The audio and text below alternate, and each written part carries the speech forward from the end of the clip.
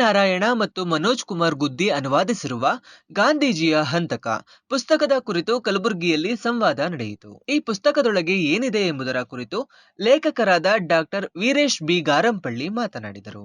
ಗಾಂಧೀಜಿಯ ಕುರಿತು ಬಹಳಷ್ಟು ಜನ ಬಹಳಷ್ಟು ಮಾತನಾಡುವಂಥದ್ದು ಇದ್ದೇ ಇದೆ.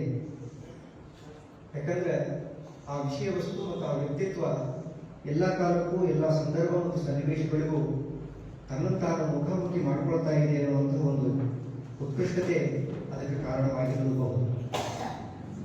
ಹಾಗಾಗಿ ಕನ್ನಡಕ್ಕೆ ತಂದಂತಹ ನಾರಾಯಣ ಮತ್ತು ಮನೋಜ್ ಕುಮಾರ್ ಗುದ್ದಿ ಸರ್ ಅವರು ಏನು ಅದನ್ನು ಭಾಷಾಂತರ ಮಾಡಿ ಕನ್ನಡದ ಓದುಗರಿಗೆ ಒಂದು ಒಳ್ಳೆಯ ಪುಸ್ತಕವನ್ನು ಕೊಟ್ಟರಲ್ಲ, ಮೊದಲಿಗೆ ಅವರನ್ನು ನಾವು ಕಲಬುರಗಿ ಜನರ ವೇದಿಕೆಯಿಂದ ಮತ್ತು ಕನ್ನಡ ಗಾಂಧಿ ಮಾನಸಗಳ ವತಿಯಿಂದ ಹೃತ್ಪೂರ್ವಕ ಅಭಿನಂದನೆಗಳನ್ನು ಸಲ್ಲಿಸಬೇಕು ಅಂತ ನನಗನ್ನಿಸ್ತು.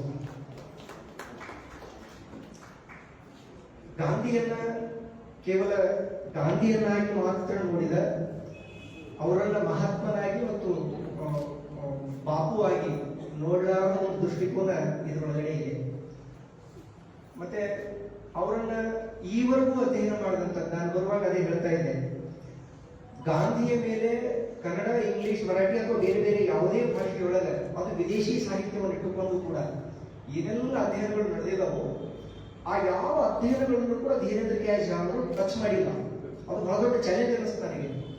ಈವರೆಗೂ ಗಾಂಧೀಜಿಯವರ ಮೇಲೆ ಬಂದ ಬರವಣಿಗೆಗಳನ್ನೆಲ್ಲವನ್ನು ಪಕ್ಕಕ್ಕಿಟ್ಟು, ಅಂದ್ರೆ ಒಂದು ಸಿದ್ಧ ಮಾದರಿಯನ್ನು ಪಕ್ಕದಲ್ಲಿಟ್ಟು ಅವುಗಳನ್ನ ಗಮನಿಸಲಾರದಂಗೆ ಒಂದು ಬೇರೆ ದೃಷ್ಟಿಕೋನದೊಳಗೆ ಗಾಂಧೀಜಿ ಹಂತಕನ ಮನೋವೈಕಲ್ಯತೆಯನ್ನ ಈ ಪುಸ್ತಕದಲ್ಲಿ ಹಿಡಿದುಕೊಳ್ಳುವಂತಹ ಪ್ರಯತ್ನವನ್ನ ಅವರು ಮಾಡಿದ್ದಾರೆ ಅಂತ ನನಗೆ ಅನಿಸ್ತು.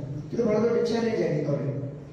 ಮತ್ತೆ ಭಾಷಾಂತರದ ಸಂದರ್ಭದೊಳಗೂ ಕೂಡ ನಾನು ಇತ್ತೀಚೆಗೆ ಲಕ್ಷ್ಮೀಪತಿ ಸೊಂದಲೇರಿ ಅವರ ಒಂದು ಭಾರತ ಸಂಸ್ಕಾರಗಳ ಏಕೀಕರಣದ ಪುಸ್ತಕವನ್ನು ಓದ್ತಾ ಇದ್ದಾರೆ. ಕನ್ನಡಕ್ಕೆ 500 ಪುಟದ ಪುಸ್ತಕವನ್ನ ಕನ್ನಡಕ್ಕೆ ತಂದಿದ್ದಾರೆ. ಆ ಭಾಷಾಂತರಕ್ಕೂ ಈ ಭಾಷಾಂತರಕ್ಕೂ ತುಂಬಾ ವ್ಯತ್ಯಾಸ ಇದೆ. ಹಾಗಂತ ಕನಿಷ್ಠ ಅಂತ ನನ್ನ ಅಭಿಪ್ರಾಯ ಇಲ್ಲ. ಆದ್ರೆ ಭಾಷಾಂತರದ ಹಿನ್ನೆಲೆಯೊಳಗೆ ಪದಪ್ರಯೋಗಗಳ ಹಿನ್ನೆಲೆಯಲ್ಲಿ ಇಟ್ಟುಕೊಂಡು ನಾನು ಆ ಮಾತನ್ನು ಹೇಳ್ತಾ ಇದ್ದೀನಿ. ಎಲ್ಲೋ ಒಂದು ಕಡೆ ಅಪವಾದ ಅನ್ನೋ ಹಾಗೆ ಈ ಪುಸ್ತಕದೊಳಗೆ 285ನೇ ಪುಟ ಸಂಖ್ಯೆಯಲ್ಲಿ ಈ ಗುಪ್ತಚರ ಇಲಾಖೆಗಳು ಮಾಡಿರಬಹುದಾದ ವಸ್ತುನಿಷ್ಠ ಅಧ್ಯಯನವನ್ನ ಶ್ರೀಮಂತ ಅನ್ವೇಷಣೆಗಳು ಅಂತ ಒಂದು ಪದ ಬಳಸಿದ್ದಾರೆ ಬುದ್ಧಿ ಸರ್. ಶ್ರೀಮಂತ ಅನ್ವೇಷಣೆ ಅನ್ನುವಂಥದ್ದು ಸ್ವಲ್ಪ ನನಗೆ ಯಾಕೋ ಭಾಷಾಂತರ ಆಭಾಸ ಅನ್ನಿಸ್ತು. ಅದನ್ನು ವಸ್ತುನಿಷ್ಠ ಅಧ್ಯಯನ ಅಂತ ಅನ್ಬಹುದಾಗಿತ್ತು. ಅಥವಾ ಮೂಲದೊಳಗೆ ಯಾವ ಏನು ಬಳಸಿದ್ದಾರೆ ಆ ಸ್ಕ್ರಿಪ್ಟ್ ಅನ್ನು ನಾನು ನೋಡಿಲ್ಲ.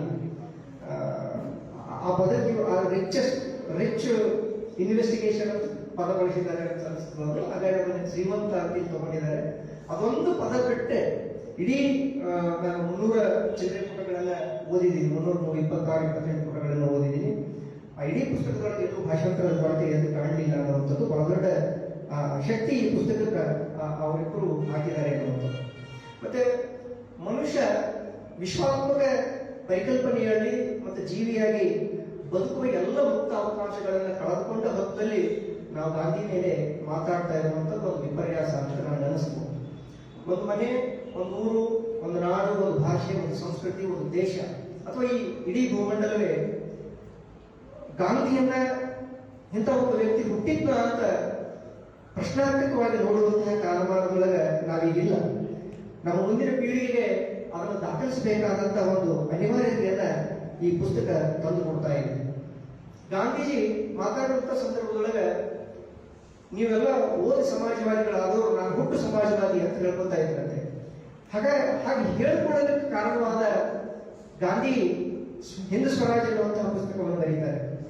ಹಿಂದೂ ಸ್ವರಾಜ್ ಬರೆದ ನಂತರದ ಗಾಂಧಿಯನ್ನ ಬಹುವಾಗಿ ಕಟ್ಟಿಕೊಡುವಂತಹ ಒಂದು ಪ್ರಯತ್ನವನ್ನ ಧೀರೇಂದ್ರ ಕೆ ಅವರು ಈ ಪುಸ್ತಕದ ಮುಖೇನ ಮಾಡಿರುವಂಥದ್ದು. ಈ ಪುಸ್ತಕವನ್ನು ಓದುವ ಮುಂಚೆ ನನಗೆ ಹಿಂದೂ ಸ್ವರಾಜ್ ಓದಬೇಕು ಅಂತ ಕೊನೆಗೆ ಅನ್ನಿಸ್ತು. ಬಹುಶಃ ಯಾರಾದ್ರೂ ಈ ಪುಸ್ತಕ ಓದ್ತಾರೆ ಅಂತಂದ್ರೆ ಹಿಂದೂ ಸ್ವರಾಜ್ ಓದಿದ್ರೆ ಆನಂತರ ಈ ಪುಸ್ತಕ ಓದಿದ್ರೆ ಇನ್ನೂ ಹತ್ತಿರದೊಳಗೆ ಈ ಪುಸ್ತಕವನ್ನು ಅರಿತುಕೊಳ್ಳಕ್ಕೆ ನಮಗೆ ಸಾಧ್ಯ ಆಗ್ತದೆ. ಯಾಕೆ ಮಾತಾಡ್ತಾ ಇದ್ದೀನಿ ಅಂತಂದ್ರೆ, ಒಬ್ಬ ವ್ಯಕ್ತಿ ನಮ್ಮ ಸಮಾಜದ ನಡುವೆ ನಮ್ಮ ನಡುವೆ ಬದುಕ್ತಾ ಇದ್ದಂಗೆನೆ ಹಿಂಸೆಯನ್ನು ಏನ್ ಆಹ್ವಾನ ಮಾಡ್ಕೊಳ್ತಾನೆ ಅನ್ನೋದನ್ನ ಹಿಂದೂ ಸ್ವರಾಜ್ಯದೊಳಗೆ ಗಾಂಧೀಜಿಯವರು ಸ್ವಲ್ಪ ಮಟ್ಟಿಗೆ ವಿವರಿಸಿದ್ದಾರೆ. ಹಾಗೆ ಒಬ್ಬ ವ್ಯಕ್ತಿ, ಒಂದು ನಂಬಿಕೆ, ಒಂದು ಸಮುದಾಯ ಹೇಗೆ ಹಿಂಸೆಯನ್ನ ಆಹ್ವಾನ ಮಾಡಿಕೊಂಡು ಅದನ್ನು ಕಾರ್ಯರೂಪಕ್ಕೆ ತರುವುದರ ಮೂಲಕ ಗಾಂಧಿಯನ್ನ ಕೊಲೆ ಮಾಡುವುದು ಅನ್ನುವಂಥದ್ದು ಒಳಸುಳಿಗಳು ನಮಗೆ ಹಿಂದ್ ಸ್ವರಾಜ್ಯದೊಳಗೆ ಸಿಗ್ತದೆ. ಹಾಗಾಗಿ ಅಲ್ಲಿಂದ ಕನೆಕ್ಟಿವಿಟಿ ತಗೊಂಡ್ರೆ ಈ ಪುಸ್ತಕ ಇನ್ನೂ ಅರ್ಥ ಆಗ್ತದೆ. ಆದ್ರೆ ನಾನು DS ನಾಗಭೂಷಣ್ ಅವರ ಪುಸ್ತಕವನ್ನು ಇಟ್ಕೊಂಡೆ, ಪರಕಾಲ್ ಪ್ರಭಾಕರ್ ಅವರು ಇತ್ತೀಚೆಗೆ ಆಕೆ ಹುಡುಗಿಯವರು ಬರೆದಂತ ಒಂದು ಭಾಷಾಂತರ ಮಾಡಿದಂತ ಪುಸ್ತಕವನ್ನು ಇಟ್ಕೊಂಡೆ, ಒಂದಿಷ್ಟು ಬೇರೆ ಬೇರೆ ಪುಸ್ತಕಗಳು ಚಂದ್ರಶೇಖರ್ ಗಾಂಧಿವಾದಿಗಳಾಗಿದ್ದಂತ ಅವ್ರ ಪುಸ್ತಕಗಳನ್ನು ಇಟ್ಟುಕೊಂಡು ಕೂಡ ಒಂದು ರೀತಿ ಓದುವಂತ ಪ್ರಯತ್ನವನ್ನು ಮಾಡಿದೆ. ಆದ್ರೆ ಮೂಲ ಲೇಖಕನೇ ಈವರೆಗಿನ ಎಲ್ಲ ಸಿದ್ಧ ಆಕರಗಳನ್ನ ತಿರಸ್ಕರಿಸಿ ಈ ಪುಸ್ತಕವನ್ನು ಸಿದ್ಧ ಮಾಡಿರೋ ಕಾರಣಕ್ಕಾಗಿ ಬಹುಶಃ ಆ ಪುಸ್ತಕದಿಂದ ನಾನು ಹೊರಗೋಗ್ಬೋದು ಅನ್ನೋ ಕಾರಣಕ್ಕೆ ಯಾವ ಪುಸ್ತಕಗಳಲ್ಲೂ ನಾನು ಹೆಚ್ಚು ಓದಕ್ಕೆ ಹೋಗಲಿಲ್ಲ, ಇದರೊಳಗನೆ ಉಳಿಯೋಣ. ಮತ್ತೆ ಇವರು ಕಾರಣದೊಳಗೆ ಪುಸ್ತಕದಲ್ಲಿ ಏನಿದೆ ಅಂತ ಏನೋ ಒಂದು ಭಿನ್ನವಾದ ಮಾತನ್ನ ಬರೆದಿದ್ದು, ಹಾಗಾಗಿ ಅದರೊಳಗೆ ಏನಿದೆ ಅನ್ನೋದನ್ನು ಅಷ್ಟೇ ನಾನು ಇದೆದುರುಗಡೆ ಇಡುವಂತಹ ಪ್ರಯತ್ನವನ್ನು ಮಾಡ್ತೀನಿ. ಮತ್ತೆ ಈ ಗಾಂಧೀಜಿಯವರು ಹೇಳುವಂತಹ ವ್ಯಕ್ತಿಯ ಹಿಂಸಾತ್ಮಕ ಆಹ್ವಾನ ಇದೆಯಲ್ಲ, ಅದು ಮನುಷ್ಯ ತನ್ನ ಸಾವಯವ ಕೇಂದ್ರದಿಂದ ದೂರ ಪ್ರಯಾಣ ಮಾಡಿದ ನಂತರ ಅವನು ಒಂಟಿಯಾಗಿ ಖಿನ್ನನಾಗಿ ಈ ಹಿಂಸೆಯನ್ನ ಸ್ವೀಕಾರ ಮಾಡ್ತಾನೆ ಅಂತ ಗಾಂಧಿಯವರು ಬರೀತಾರೆ. ಹಾಗೆ ಅಪರಿಚಿತರಾದಂತಹ ಅನ್ಯನಾಗ್ತಾ ಹೋದಂತಹ ಒಂಟಿಯಾಗ್ತಾ ಹೋದಂತಹ ಒಬ್ಬ ವ್ಯಕ್ತಿ ಹಿಂಸೆಯನ್ನು ಸ್ವೀಕರಿಸಲಾರದೇನೆ ಅವನಿಗೆ ಮತ್ತೆ ಸಮಾಜಕ್ಕೆ ತರಬೇಕು, ಸಮಾಜಮುಖಿನ ಕೆಲಸದಲ್ಲಿ ತೊಡಗಿಸಬೇಕಾಗಿತ್ತು ಅಂತಂದ್ರೆ ಮತ್ತೆ ನಾವು ಮೂಲಕ ಗಾಂಧಿಯನ್ನೇ ಮತ್ತೆ ಈ ಸಮಾಜದೊಳಗೆ ಮತ್ತೆ ಮತ್ತೆ ಪ್ರತಿಷ್ಠಾಪನೆ ಮಾಡಬೇಕಾದಂತ ಅವಶ್ಯಕತೆ ಬಂದ್ಬಿಡ್ತದೆ. ಈಗ ಅದು ಒಂದೇ ದಾರಿ ಅಂತ ನನಗನ್ನಿಸ್ತು. ಹೀಗೆ ಮಾಡುವಂತಹ ಸಂದರ್ಭದೊಳಗೆ ಲೋಹಿಯಾ ಅವರು ಹೇಳುವಂತಹ ಒಂದು ಮಾತು ತುಂಬಾ ಮುಖ್ಯ ಆಗ್ತದೆ. ಲೋಹಿಯಾ ಗಾಂಧಿಯನ್ನ ಹೇಗೆ ಜನರ ಮಧ್ಯೆ ತರಬೇಕು ಅನ್ನೋದ್ರ ಬಗ್ಗೆ ಒಂದು ಕನಸಿಕೊಂಡಿತ್ತು. ಮಠೀಯ ಮತ್ತು ಆಶ್ರಮವಾಸಿ ಅಂತ ಪದ ಬಳಸ್ತಾರೆ. ಮಠೀಯವಾದ ಆಗಿರುವಂತಹ ಗಾಂಧಿ, ಆಶ್ರಮವಾಸಿಯಾಗಿರುವಂತಹ ಗಾಂಧಿಯನ್ನ ಮತ್ತು ಸರ್ಕಾರಿ ವಲಯದಲ್ಲಿ ಗುರುತಿಸಿಕೊಂಡಂತಹ ಗಾಂಧಿಯನ್ನ ಬಿಟ್ಟು ಆ ಮೂರು ಸಂದರ್ಭ ಸನ್ನಿವೇಶಗಳನ್ನು ಬಿಟ್ಟು ಉಳಿದ ಗಾಂಧಿಯನ್ನು ನಾವು ಸಮಾಜಕ್ಕೆ ತಂದಿವಿ ಅಂತಂದ್ರೆ ಈ ಸಮಾಜದಿಂದ ಹೊರಹೋದಂತಹ ಒಂದು ವಿಕೃತ ಮನಸ್ಸು ಮತ್ತೆ ಸಮಾಜಮುಖಿಯಾಗಿ ಬದುಕಲಿಕ್ಕೆ ಸಾಧ್ಯ ಇದೆ ಅನ್ನುವಂಥದ್ದನ್ನ ಅವರು ಹೇಳ್ತಾರೆ. ಮತ್ತು ಸ್ವತಃ ಗಾಂಧೀಜಿಯು ಕೂಡ ನಾನು ಸತ್ತಾಗ ನನ್ನೆಲ್ಲ ಬರವಣಿಗೆಗಳನ್ನ ಲೇಖನಗಳನ್ನ ನನ್ನ ಜೊತೆಗೆ ಸುಡ್ರಿ ಅಂತ ಹೇಳಿದ್ರಂತೆ. ನನ್ನ ಜೊತೆನೆ ಸುಡ್ಬೇಕು, ಯಾಕಂದ್ರೆ ನಾನು ಹೇಗೆ ಬದುಕಿದ್ದೀನಿ ಅನ್ನೋದ್ರ ಮೇಲೆ ನನ್ನ ಸಮಾಜ, ಅಂದ್ರೆ ನಾನು ಏನ್ ಪ್ರಯೋಗಗಳನ್ನು ಮಾಡಿದ್ದೀನಿ ನನ್ನ ಬದುಕಿನ ಸಲುವಾಗಿ ಆ ಪ್ರಯೋಗಗಳ ಮೂಲಕನೇ ಈ ಸಮಾಜ ನೆನಪಿಟ್ಕೊಳ್ಬೇಕು. ಅದರ ಬದಲಿಗೆ ನಾನು ಬರೆದ ಬರವಣಿಗೆಯನ್ನು ಇಟ್ಟುಕೊಂಡು ಈ ಸಮಾಜ ಗಾಂಧಿಯನ್ನ ಅಧ್ಯಯನ ಮಾಡಬಾರದು, ನೋಡಬಾರದು ಅನ್ನುವಂಥದ್ದು. ಯಾಕಂದ್ರೆ ಗಾಂಧಿಯವರಿಗೆ ನಾನು ಬರೆದದ್ದು ಅತ್ಯಂತಿಕ ಅನ್ನುವಂತಹ ಕಲ್ಪನೆ ಇರಲಿಲ್ಲ, ಅದೊಂದು ಪ್ರಯೋಗವಾಗಿ ಅವರು ಕೂಡ ಮಾಡಿರೋದನ್ನ ನಾವು. ಹಾಗಾಗಿ ಅವರ ಬರವಣಿಗೆಗಳ ಮೂಲಕ ನೋಡಲಾರ್ದೇನೆ ಅವರ ಪ್ರಯೋಗಗಳು ಏನು ಜೀವನದಲ್ಲಿ ಮಾಡಿದ್ರು ಅದರ ಮುಖೇನ ನೋಡಬೇಕು ಅನ್ನುವಂಥದ್ದು. ಆ ಪ್ರಯೋಗಗಳೇ ಅದು ಮುಖ್ಯ. ಇದು ಪ್ರಯೋಗ ಅನ್ನುವಂಥದ್ದು ಜೀವನ ಪ್ರಯೋಗ. ಗಾಂಧೀಜಿ ರಾಜಕಾರಣದೊಳಗೆ, ಸಂಸ್ಕೃತಿಯಲ್ಲಿ, ಧರ್ಮದ ವಿಷಯದೊಳಗೆ ಮತ್ತು ಸ್ವಾತಂತ್ರ್ಯದ ಪಡೆಯುವಂತಹ ಹಿನ್ನೆಲೆಯಲ್ಲಿ ಏನೆಲ್ಲ ಪ್ರಯೋಗಗಳನ್ನು ಮಾಡಿದ್ರು ಆ ಪ್ರಯೋಗಗಳಿಗೆ ಅವರು ಒಂದು ವೈರಿ ಗುಂಪನ್ನು ಕಟ್ಕೊಳ್ಳಲಿಕ್ಕೆ ಅನಿವಾರ್ಯತೆಯನ್ನು ಕೊಡ್ತಾರೆ. ಹಾಗಾಗಿ ಆ ಪ್ರಯೋಗಗಳ ಮೂಲಕ ನಾವು ನೋಡಿದೆವು ಅಂತಂದ್ರೆ ವೈರತ್ವ ಯಾಕೆ ಬೆಳೀತು ವಿರುದ್ಧ ಸಮಾಜಗಳನ್ನುವಂಥದ್ದು ಸಲೀಸಾಗಿ ನಮ್ಗೆ ಅರ್ಥ ಆಗ್ತದೆ.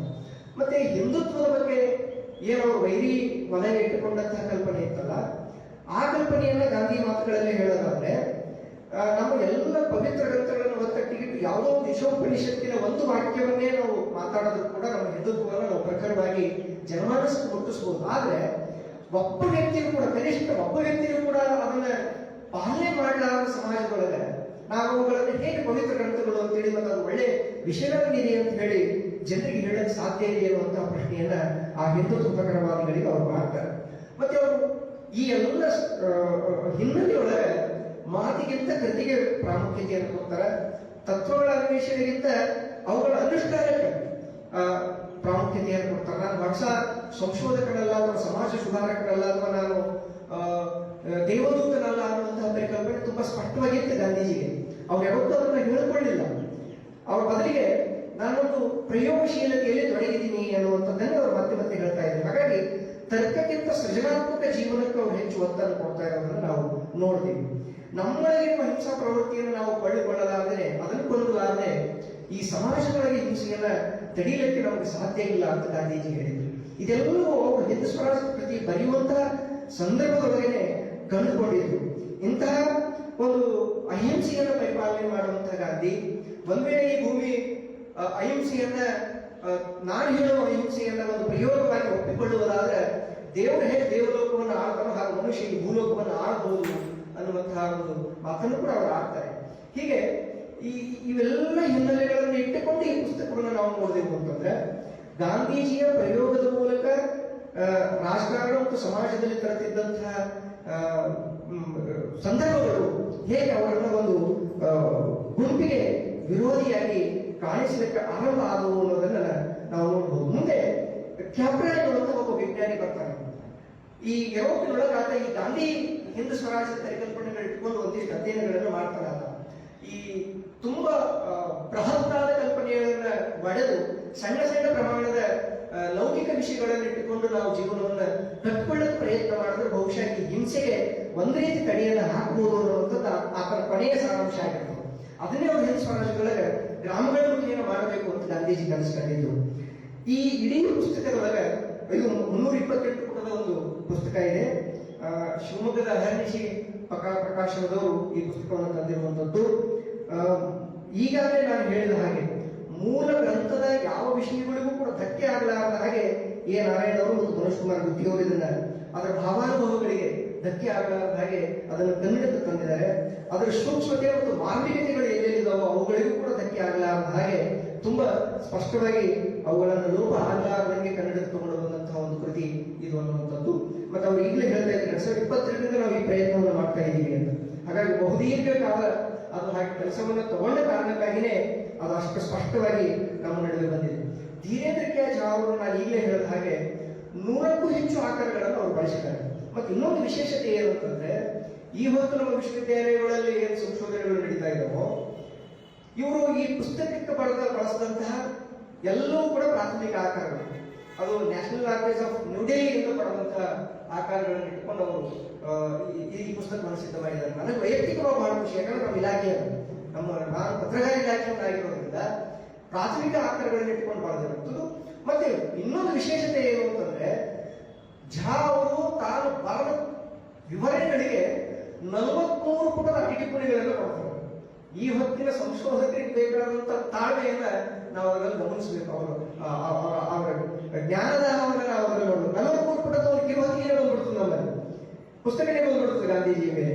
ಹಾಗಾಗಿ 43 ಪುಟಗಳ ಟಿಪ್ಪಣಿಯನ್ನು 100ಕ್ಕೂ ಹೆಚ್ಚು ಆಕಾರಗಳನ್ನು ನಾನು ಮೊದಲೇ ಹೇಳಿದ ಹಾಗೆ ಈವರೆಗೂ ಬಂದಂತ ಬಹಳಷ್ಟು ಪುಸ್ತಕಗಳು ಅಂದ್ರೆ ಧರ್ಮಪಾಲ್ ಆಗಿರ್ಬೋದು, ಬೇಕು ಫಾರಿಕ್ ಅವರಾಗಿರ್ಬೋದು, ಆಶೀಶ್ ನಂದಿ, ರಜನಿ ಬಕ್ಷಿ, ಸಂಜಯ್ ಬಲ್ಶಿಕರ್, ಅಖಿಲ್ ಬಿಲ್ಗ್ರಾಮಿ, ರಾಮಚಂದ್ರ ಗುಹಾ, ಮತ್ತೆ ರಾಜಮೋಹನ್ ದೇಸಾಯಿ, ಗಾಂಧಿ, ಸುಧೀರ್ ಕುಲಕರ್ಣಿ, ಲೂಯಿ ಪಾಶ್ಚರ್, ತೆಂಡೂಲ್ಕರ್, ನಾರಾಯಣ ದೇಸಾಯಿ, ಪ್ಯಾರೇಲಾಲು ಇಂತಹ ಎಲ್ಲ ಮಹತ್ವದ ಪುಸ್ತಕಗಳನ್ನು ಬದಿಗಿಟ್ಟು ಧೀರೇಂದ್ರ ಅವರು ಕೇವಲ ಆರ್ಕೈವಲ್ ಮೆಟೀರಿಯಲ್ ಮೇಲೆ ಈ ಪುಸ್ತಕವನ್ನ ಕಟ್ಕೊಳ್ಳುವಂತಹ ಪ್ರಯತ್ನ ಮಾಡಿದ್ದಾರೆ.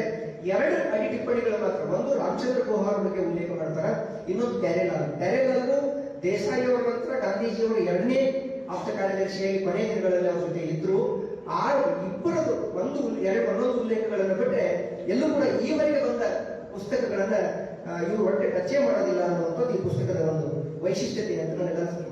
ಮತ್ತೆ ಈ ಇಡೀ ಪುಸ್ತಕ ಅದನ್ನು ಓದ್ತಾ ಹೋದಂಗೆಲ್ಲ ಗಾಂಧೀಜಿಯ ಕೊನೆಗೆ ಕಾರಣವಾದ ಸಂದರ್ಭ, ಸನ್ನಿವೇಶ ಮತ್ತು ಮನಸ್ಸುಗಳು ಯಾವ ಹೆತ್ತು ಅನ್ನೋದ್ರ ಬಗ್ಗೆ ಒಂದು ಸ್ಪಷ್ಟ ಚಿತ್ರಣ ನಮ್ಮ ಎದೆಯೊಳಗೆ ಮೂಡುತ್ತದೆ ಅನ್ನುವಂಥದ್ದು. ನಾನು ಈ ಹಿಂದೆ ಎ ನಾರಾಯಣಗೌಡರ ಒಂದು ಲೇಖನವನ್ನು ತುಂಬಾ ಓದಿದ್ದೆ. ಮುಖ್ಯಮಂತ್ರಿಯಲ್ಲದ ಮುಖ್ಯಮಂತ್ರಿ, ಪೊಲೀಸರಲ್ಲದ ಪೊಲೀಸರು, ಮತ್ತೆ ಪತ್ರಿಕೆಗಳಲ್ಲದ ಪತ್ರಿಕೆ ಅನ್ನುವಂಥ ಒಂದು ಲೇಖನ ತುಂಬಾ ದೊಡ್ಡ ಚರ್ಚೆಯನ್ನು ಉಂಟಾಗಿ ಮಾಡಿದೆ. ಒಂದು 7-8 ದಿನದ ಹಿಂದ್ಗಡೆ ಅಂತ ಅನ್ಕೊಂಡಿದ್ದೀನಿ. ಆ ಲೇಖನ ಬಿಟ್ಟರೆ ಆನಂತರ ಎ ನಾರಾಯಣ ಅವರ ಪುಸ್ತಕವನ್ನು ನಾನು ತುಂಬಾ ಸಮಗ್ರವಾಗಿ ಓದಿದ್ದು ಈ ಪುಸ್ತಕದ ಮೂಲಕ. ಮತ್ತೆ ಇಂತಹ ಒಂದು ಮಹತ್ವದ ಕೃತಿ ಬಂದಂತ ಸಂದರ್ಭದೊಳಗೆ ಕನ್ನಡ ಮನಸ್ಸುಗಳನ್ನು ತುಂಬಾ ಗಂಭೀರವಾಗಿ ಸ್ವೀಕರಿಸುವ ಮತ್ತು ಗಹನವಾಗಿ ಚರ್ಚೆ ಕೂಡ ಮಾಡಿದ್ದಾರೆ ಇದರ ಬಗ್ಗೆ. ಇದು 2 ಅಥವಾ 3ನೇ ಕಾರ್ಯಕ್ರಮ ಕರ್ನಾಟಕದೊಳಗೆ ನಾನು ಅನ್ಕೊಂಡಿದ್ದೀನಿ. ಬಹಳ ದೊಡ್ಡ ಚರ್ಚೆಯಾಗಿದೆ, ಒಂದು ಸಂವಾದ ನಡೆದಿದೆ ಇದರ ಮೂಲಕ. ಒಂದು ಆರೋಗ್ಯಕರ ಸಮಾಜದ ನಿರ್ಮಾಣಕ್ಕೆ ಬೇಕಾದ ರೀತಿಯೊಳಗೆ ಈ ಪುಸ್ತಕ ಕೆಲಸ ಮಾಡಿದೆ ಅನ್ನೋ ಕಾರಣಕ್ಕಾಗಿ ನಮ್ಮ ಸಮಾಜನೂ ಕೂಡ ತುಂಬಾ ತೀವ್ರತರವಾಗಿ ಸ್ಪಂದಿಸುವಂಥದ್ದು ಖುಷಿ ಕೊಡುವಂತ ಒಂದು ವಿಷಯ. ಈ ಕಾವ್ಯದೊಳಗೆ ಒಳಗೊಂಡಿರುವ ಸೌಂದರ್ಯ ಅನುಭವವನ್ನು ಸವಿಯೋದ್ರ ಬಗ್ಗೆ ಅಥವಾ ಸಹೃದಯದ ಬಗ್ಗೆ ಜನ ಒಂದು ಮಾತನಾಡ್ತಾನೆ.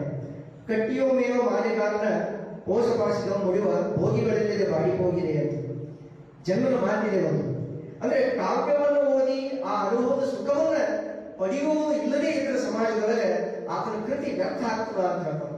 ಹಾಗಾಗಿ ಕನ್ನಡದ ಮಟ್ಟಿಗೆ ಮತ್ತೆ ಈ ಪುಸ್ತಕದ ಮಟ್ಟಿಗೆ ನಾವು ಹೇಳೋದಾದ್ರೆ ಅಂತ ವ್ಯರ್ಥ ಪ್ರಯತ್ನ ಆಗಿಲ್ಲ ಅನ್ನುವಂಥದ್ದು ಮತ್ತು ಕನ್ನಡದ ಮನಸ್ಸುಗಳು ಇದನ್ನು ತುಂಬಾ ಗಟ್ಟಿಯಾಗಿ ಹಿಡಿದುಕೊಂಡಿದ್ದಾವೆ ಅನ್ನುವಂಥದ್ದನ್ನು.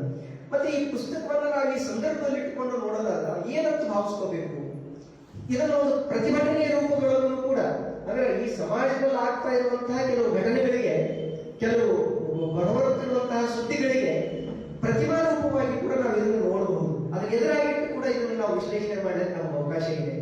ಈ ದ್ರೌಪದಿ ವಸ್ತ್ರಾಪರಣ ನಡೆಯುವಂತಹ ಸಂದರ್ಭದೊಳಗೆ ವಿಕರ್ಣ ಎಲ್ಲರೂ ಸುಮ್ಮನಿರ್ತಿರ್ತಾರೆ, ಪಾಂಡವರು ಮತ್ತು ಕೌರವರು ಎಲ್ಲರೂ ಸುಮ್ಮನಿರ್ತಿರ್ತಾರೆ. ವಿಕರ್ಣ ಮಾತ್ರ ಎದ್ದು ಇಲ್ಲಿ ಏನ್ ನಡೀತಾ ಇದೆ ಅಂತ ಪ್ರಶ್ನೆ ಮಾಡಿದ್ದಾರೆ. ಅಂತ ಕೆಲವು ಮನಸ್ಸುಗಳು ಸಮಾಜದೊಳಗೆ ಜೀವಂತವಾಗಿ ಇದಾವೆ ಅನ್ನೋದನ್ನ ಈ ಪುಸ್ತಕ ನಮ್ಗೆ ಮತ್ತೆ ಮತ್ತೆ ತೋರಿಸ್ತದೆ. ನೀವೇನೇ ಮಾಡಿದ್ರು ಕೂಡ ಗಾಂಧಿಯ ವಿರುದ್ಧ ಏನೆಲ್ಲ ವಿಚಾರಗಳನ್ನ, ಏನೆಲ್ಲ ಭಾಷಾ ಯೂನಿವರ್ಸಿಟಿಗಳ ಮೂಲಕ ಸಿಲೆಬಸ್ ಗಳನ್ನ ಹಂಚಿಕೊಂಡ್ರು ಕೂಡ ಕೊನೆಗೆ ಈ ಸಮಾಜದೊಳಗೆ ಇನ್ನೂ ಕೆಲವು ಮುಖಗಳು, ಕೆಲವು ವ್ಯಕ್ತಿಗಳು ಗಟ್ಟಿಯಾಗಿ ಅದನ್ನ ಹಿಡಿದಿಡುವಂತಹ ಪ್ರಯತ್ನವನ್ನು ಮಾಡ್ತಾ ಇದ್ದಾವೆ ಅನ್ನೋದ್ರ ಬಗ್ಗೆ ಈ ಪುಸ್ತಕ ನಮ್ಗೆ ಕಟ್ಟಿಕೊಡ್ತಾ ಇದೆ. ಆಳುವವರೇ ಅಳಿಸುತ್ತಿರುವಂತಹ ಕಾಲಮಾನದೊಳಗೆ ನಾವಿದ್ದೀವಿ ಅಂತ ನನಗೆ ಅನಿಸ್ತದೆ. ನಮ್ಮನ್ನ ಯಾರು ಆಳ್ತಾ ಇದ್ರು ಅವರೇ ನಮ್ಗೆ ಅಳಿಸ್ತಾ ಇದ್ದಾರೆ. ಹಾಗಾಗಿ ತೊಟ್ಟು ತೂಗುವ ಕೈಗಳು ಒಂದೆರಡಾದ್ರೂ ಬೇಕಲ್ಲ, ಆ ತೊಟ್ಟು ತೂಗುವ ಕೈಗಳಲ್ಲಿ ನಾನು ಇವುಗಳನ್ನ ಗುರುತಿಸ್ತೀನಿ. ಅದರೊಳಗೆ ನಂದಿ ವಿಚಾರ ವೇದಿಕೆ ಆಗಿರ್ಬೋದು, ಎ ನಾರಾಯಣ ಆಗಿರ್ಬೋದು, ಧೀರೇಂದ್ರ ಕೆ ಝಾ ಆಗಿರ್ಬೋದು, ಅಥವಾ ಮನೇಶ್ ಕುಮಾರ್ ಗುತ್ತಿ ಆಗಿರ್ಬೋದು, ಅಥವಾ ಈ ಕಾರ್ಯಕ್ರಮಗಳನ್ನು ಕೊಡ್ತಿರುವಂತ ಈ ಎದುರಿನ ಸಹೃದಯಿಗಳಾಗಿರ್ಬೋದು, ಇದು ವರ್ತಮಾನದ ಕೈಗನ್ನಡಿಯಾಗಿ ಈ ಪುಸ್ತಕವನ್ನು ನಾವು ನೋಡ್ಬೇಕು. ನಾನು ಅದನ್ನೇ ಹೇಳ್ತಾ ಇದ್ದೀನಿ. ಈ ಹೊತ್ತಿನ ಸಮಾಜದೊಳಗೆ, ರಾಜಕಾರಣದಲ್ಲಿ, ಧರ್ಮದಲ್ಲಿ ಆಗುತ್ತಿರುವಂತಹ ಏನು ಬದಲಾವಣೆಗಳಿದಾವೋ, ಹೇಳಿಕೆಗಳಿದಾವೆ, ಬಿಸುಗಡಿಗಳು, ಅವುಗಳಿಗೆ ಪ್ರತಿಮಾ ರೂಪವಾಗಿ ಕೂಡ ಈ ಪುಸ್ತಕವನ್ನು ಕಟ್ಟಿಕೊಳ್ಳಕ್ಕೆ ನಮಗೆ ಅವಕಾಶ ಇದೆ ಅನ್ನುವಂಥದ್ದು. ಮತ್ತೆ ಒಬ್ಬ ಸಮಾಜದ ಬಗ್ಗೆ ಒಬ್ಬ ಸಮಾಜಶಾಸ್ತ್ರೀಯ ಹಿನ್ನೆಲೆಯಲ್ಲಿ ಅಧ್ಯಯನ ಮಾಡಬೇಕಾದ ಒಂದು ಅಗತ್ಯವನ್ನ ಝಾ ಅವರು ಇದರ ಮೂಲಕ ಪೂರೈಸ್ತಾರೆ. ಸಮಾಜಶಾಸ್ತ್ರೀಯ ನೆಲೆಗಟ್ಟಿನೊಳಗೆ ಈ ಪುಸ್ತಕವನ್ನು ಬರೀತಾರೆ.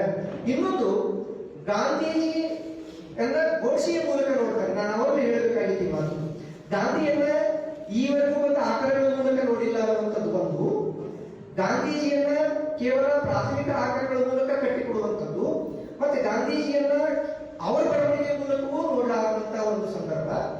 ಅದಕ್ಕೂ ಮುಖ್ಯವಾಗಿ ಗಾಂಧಿಯನ್ನ ಅವರ ವೈರಿಗಳ ಮುಖೇನ ಈ ಪುಸ್ತಕ ನೋಡ್ತಾರೆ. ಅವ್ರ ವೈರಿಗಳ ಮುಖೇನ ಗಾಂಧಿಯಾಗಿ ಈ ಪುಸ್ತಕಗಳು ನೋಡಿಲ್ಲ ಅಂತ ನನಗೆ ವೈಯಕ್ತಿಕವಾಗಿ ಅನಿಸಿದೆ. ಗೋಡ್ಸೆ ಏನ್ ಅನ್ಕೊಂಡಿದ್ದ ಗಾಂಧಿ ಬಗ್ಗೆ, ಕರ್ಕರೆ ಏನ್ ಅನ್ಕೊಂಡಿದ್ದ ಗಾಂಧಿ ಬಗ್ಗೆ, ಸಾವರ್ಕರ್ ಏನ್ ಅನ್ಕೊಂಡಿದ್ದ ಗಾಂಧಿ ಬಗ್ಗೆ, ಬಡಿ ಎನ್ನುವಂತಹ ಏನ್ ಅನ್ಕೊಂಡಿದ್ದ, ಪಾಕಿಸ್ತಾನದಿಂದ ಬಂದಂತಹ ಪಹವಾ ಎನ್ನುವಂತ ಒಬ್ಬ 20 ವರ್ಷದ ನಿರಾಶ್ರಿತ ಹುಡುಗ ಮೊದಲ ಪ್ರಯತ್ನ ಮಾಡ್ತಾನೆ ಬಾಂಬ್ ಹಾಕೋದಕ್ಕೆ, ಅವನು ಏನ್ ಅನ್ಕೊಂಡಿದ್ದ ಅಂದ್ರೆ ಅವರ ವೈರಿ ವಲಯದೊಳಗೆ ಗಾಂಧಿಯನ್ನ ಹೇಗೆ ಅರ್ಥ ಮಾಡ್ಕೊಂಡಿದ್ರು, ಅವ್ರು ಹೇಗೆ ನೋಡ್ತಾ ಇದ್ರು ಗಾಂಧಿಯನ್ನ ಒಂದು ಕೇಂದ್ರ ಬಿಂದುವಾಗಿ ಒಂದ್ ಕಡೆ ನಿಲ್ಲಿಸ್ಬಿಟ್ಟಿದ್ದಾರೆ. ಚಲನಶೀಲತೆಯಿಂದ ಗಾಂಧಿಯ ವ್ಯಕ್ತಿತ್ವಕ್ಕೆ ಈ ಪುಸ್ತಕದೊಳಗೆ ಗಾಂಧಿಯನ್ನ ಒಂದು ಕಡೆ ನಿಲ್ಲಿಸಿ ಅವ್ರ ಸುತ್ತಲೂ ವೈರಿ ಗುಂಪನ್ನ ಹೆಣದು ಅವ್ರು ಹೇಗೆ ಮಾಡ್ತಾ ಇದ್ರು ಅನ್ನುವಂಥದ್ದು, ಅವ್ರು ಹೇಗೆ ಅರ್ಥ ಮಾಡ್ಕೊಂಡಿದ್ರು ಅನ್ನುವಂಥದ್ದು. ಮತ್ತೆ ಇನ್ನೊಂದು ವಿಶೇಷತೆ ಏನು ಅಂತಂದ್ರೆ ಈ ಪುಸ್ತಕದ್ದು, ಒಬ್ಬ ವ್ಯಕ್ತಿ ಈಗ ಆಪ್ಟೆ ಗಾಂಧಿಯನ್ನ ನೋಡಿದ ದೃಷ್ಟಿಕೋನವನ್ನು ವಿವರಿಸುವ ಸಂದರ್ಭದೊಳಗೆ ಆಪ್ಟೆಯ ಬಾಲ್ಯ ಜೀವನದಿಂದ ಹಿಡ್ಕೊಂಡು ಅವರು ಕಳೆದ ಅವನ ಜೀವನದ ಘಟ್ಟಗಳನ್ನು ಅವರು ವಿವರಿಸ್ತಾ ಹೋಗ್ತಾರೆ. ಕೇವಲ ಆಪ್ಟೆಯನ್ನ ಯಥಾವತ್ತಾಗಿ ಸುಮ್ಮನೆ ಯಾವುದೊಂದು ಸಂದರ್ಭಕ್ಕಂತೂ ಕೂಡಿಸೋದಿಲ್ಲ. ಆಪ್ಟೆ ಹೇಗೆ ಬಂದ, ಅವನು ಹೇಗೆ RSS ಜೊತೆಗೆ ಲಿಂಕ್ ಅನ್ನು ಹೊಂದಿದ್ದ, ಹಿಂದೂ ಮಹಾಸಭಾ ಜೊತೆಗೆ ಹೇಗೆ ಲಿಂಕ್ ಅನ್ನು ಹೊಂದಿದ್ದ, ಅವನು ಹೇಗೆ ಸಾವರ್ಕರ್ನ ಮತ್ತೆ ಗೋಡ್ಸೆಯವರನ್ನ ಭೇಟಿಯಾದ, ಹಾಗೆ ಭೇಟಿಯಾಗುವಂತ ಯಾವ ಸಮಾಜದ ಸನ್ನಿವೇಶ ಸೃಷ್ಟಿ ಮಾಡಿತ್ತು, ಸಮಾಜ ಒಂದು ಸನ್ನಿವೇಶವನ್ನು ಸೃಷ್ಟಿ ಮಾಡಿರೋದನ್ನ ಒಪ್ಪತ್ತು ತರ್ತಾರೆ ಮೇಲೆ. ಅಂತ ಒಂದು ಸನ್ನಿವೇಶಗಳಿಗೆ ಸಿಕ್ಕಾಕೊಂಡು ಅವ್ರುಗಳು ಹೇಗೆ ಮುಖಾಮುಖಿಯಾದರು, ಅವುಗಳಲ್ಲಿ ಮೊಳಕೆ ಹೊಡೆದ ಚಿಂತನೆಗಳೇನು ಅನ್ನೋದನ್ನ ಅವರು ತುಂಬಾ ಹಿಂದಿನಿಂದ ಕೊನೆಯ ತನಕನೂ ತಗೊಂಡು ಬರುವಂತಹ ಒಂದು ಪ್ರಯತ್ನವನ್ನ ಝಾ ಮಾಡಿದ್ದಾರೆ ಅನ್ನುವಂಥದ್ದು. ಹೀಗೆ ಈ ಕಾರ್ಪೊರೇಟ್ ಮತ್ತು ಮತಿವಾದಿ ಶಕ್ತಿಗಳ ಕೈವಶವಾದಂತಹ ಭಾರತದ ಜಾಗತೀಕರಣದ ಕಾಲಘಟ್ಟದಲ್ಲಿಟ್ಟು ಈ ಪುಸ್ತಕವನ್ನು ನಾವು ನೋಡೋದಾದ್ರೆ ಅದಕ್ಕೆ ಚಾರಿತ್ರಿಕವಾದ ಹಿನ್ನೆಲೆಗಳು ಏನು ಅನ್ನೋದು ನಮಗೆ ಅರ್ಥ ಆಗ್ಲಿಕ್ಕೆ ಸಾಧ್ಯ ಇದೆ.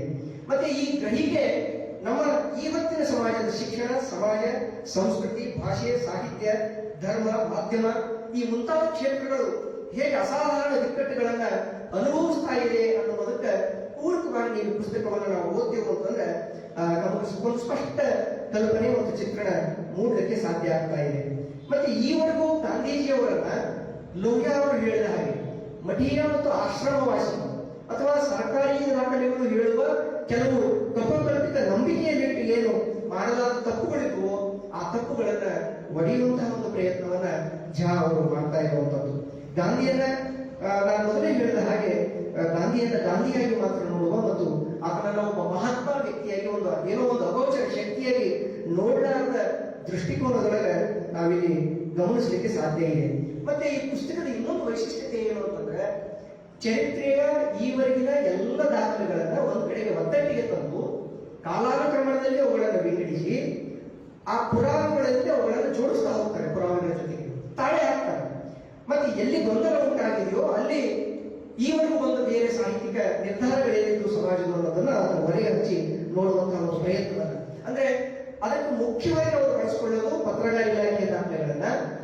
ನ್ಯಾಯಾಲಯದೊಳಗೆ ಗೋಡ್ಸೆ ಹೇಳಿಕೆ ಏನು ಕೊಟ್ಟಿದ್ದ 93 ಪುಟದ ಮರಾಠಿ ಭಾಷೆಯಲ್ಲಿ ಹೇಳಿಕೆ ಇದೆ ಅದನ್ನ, ಮತ್ತೆ ನ್ಯಾಯಾಲಯದ ತೀರ್ಪನ್ನು ಅವರು ಮುಖ್ಯವಾಗಿ ಬಳಸಿಕೊಳ್ತಾರೆ. ಮತ್ತು ಆ ನ್ಯಾಯಾಲಯದ ತೀರ್ಪು ಬರುವುದಕ್ಕೆ ಕಾರಣವಾದ ನ್ಯಾಯಾಲಯದಲ್ಲಿ ನಡೆದಂತಹ ಒಂದು ವಾದ ವಿವಾದಗಳೇನಿತ್ತು ಅದರ ರಿಪೋರ್ಟ್ ಅನ್ನ ಅವರು ಮುಖ್ಯವಾಗಿ ಬಳಸಿಕೊಳ್ತಾರೆ.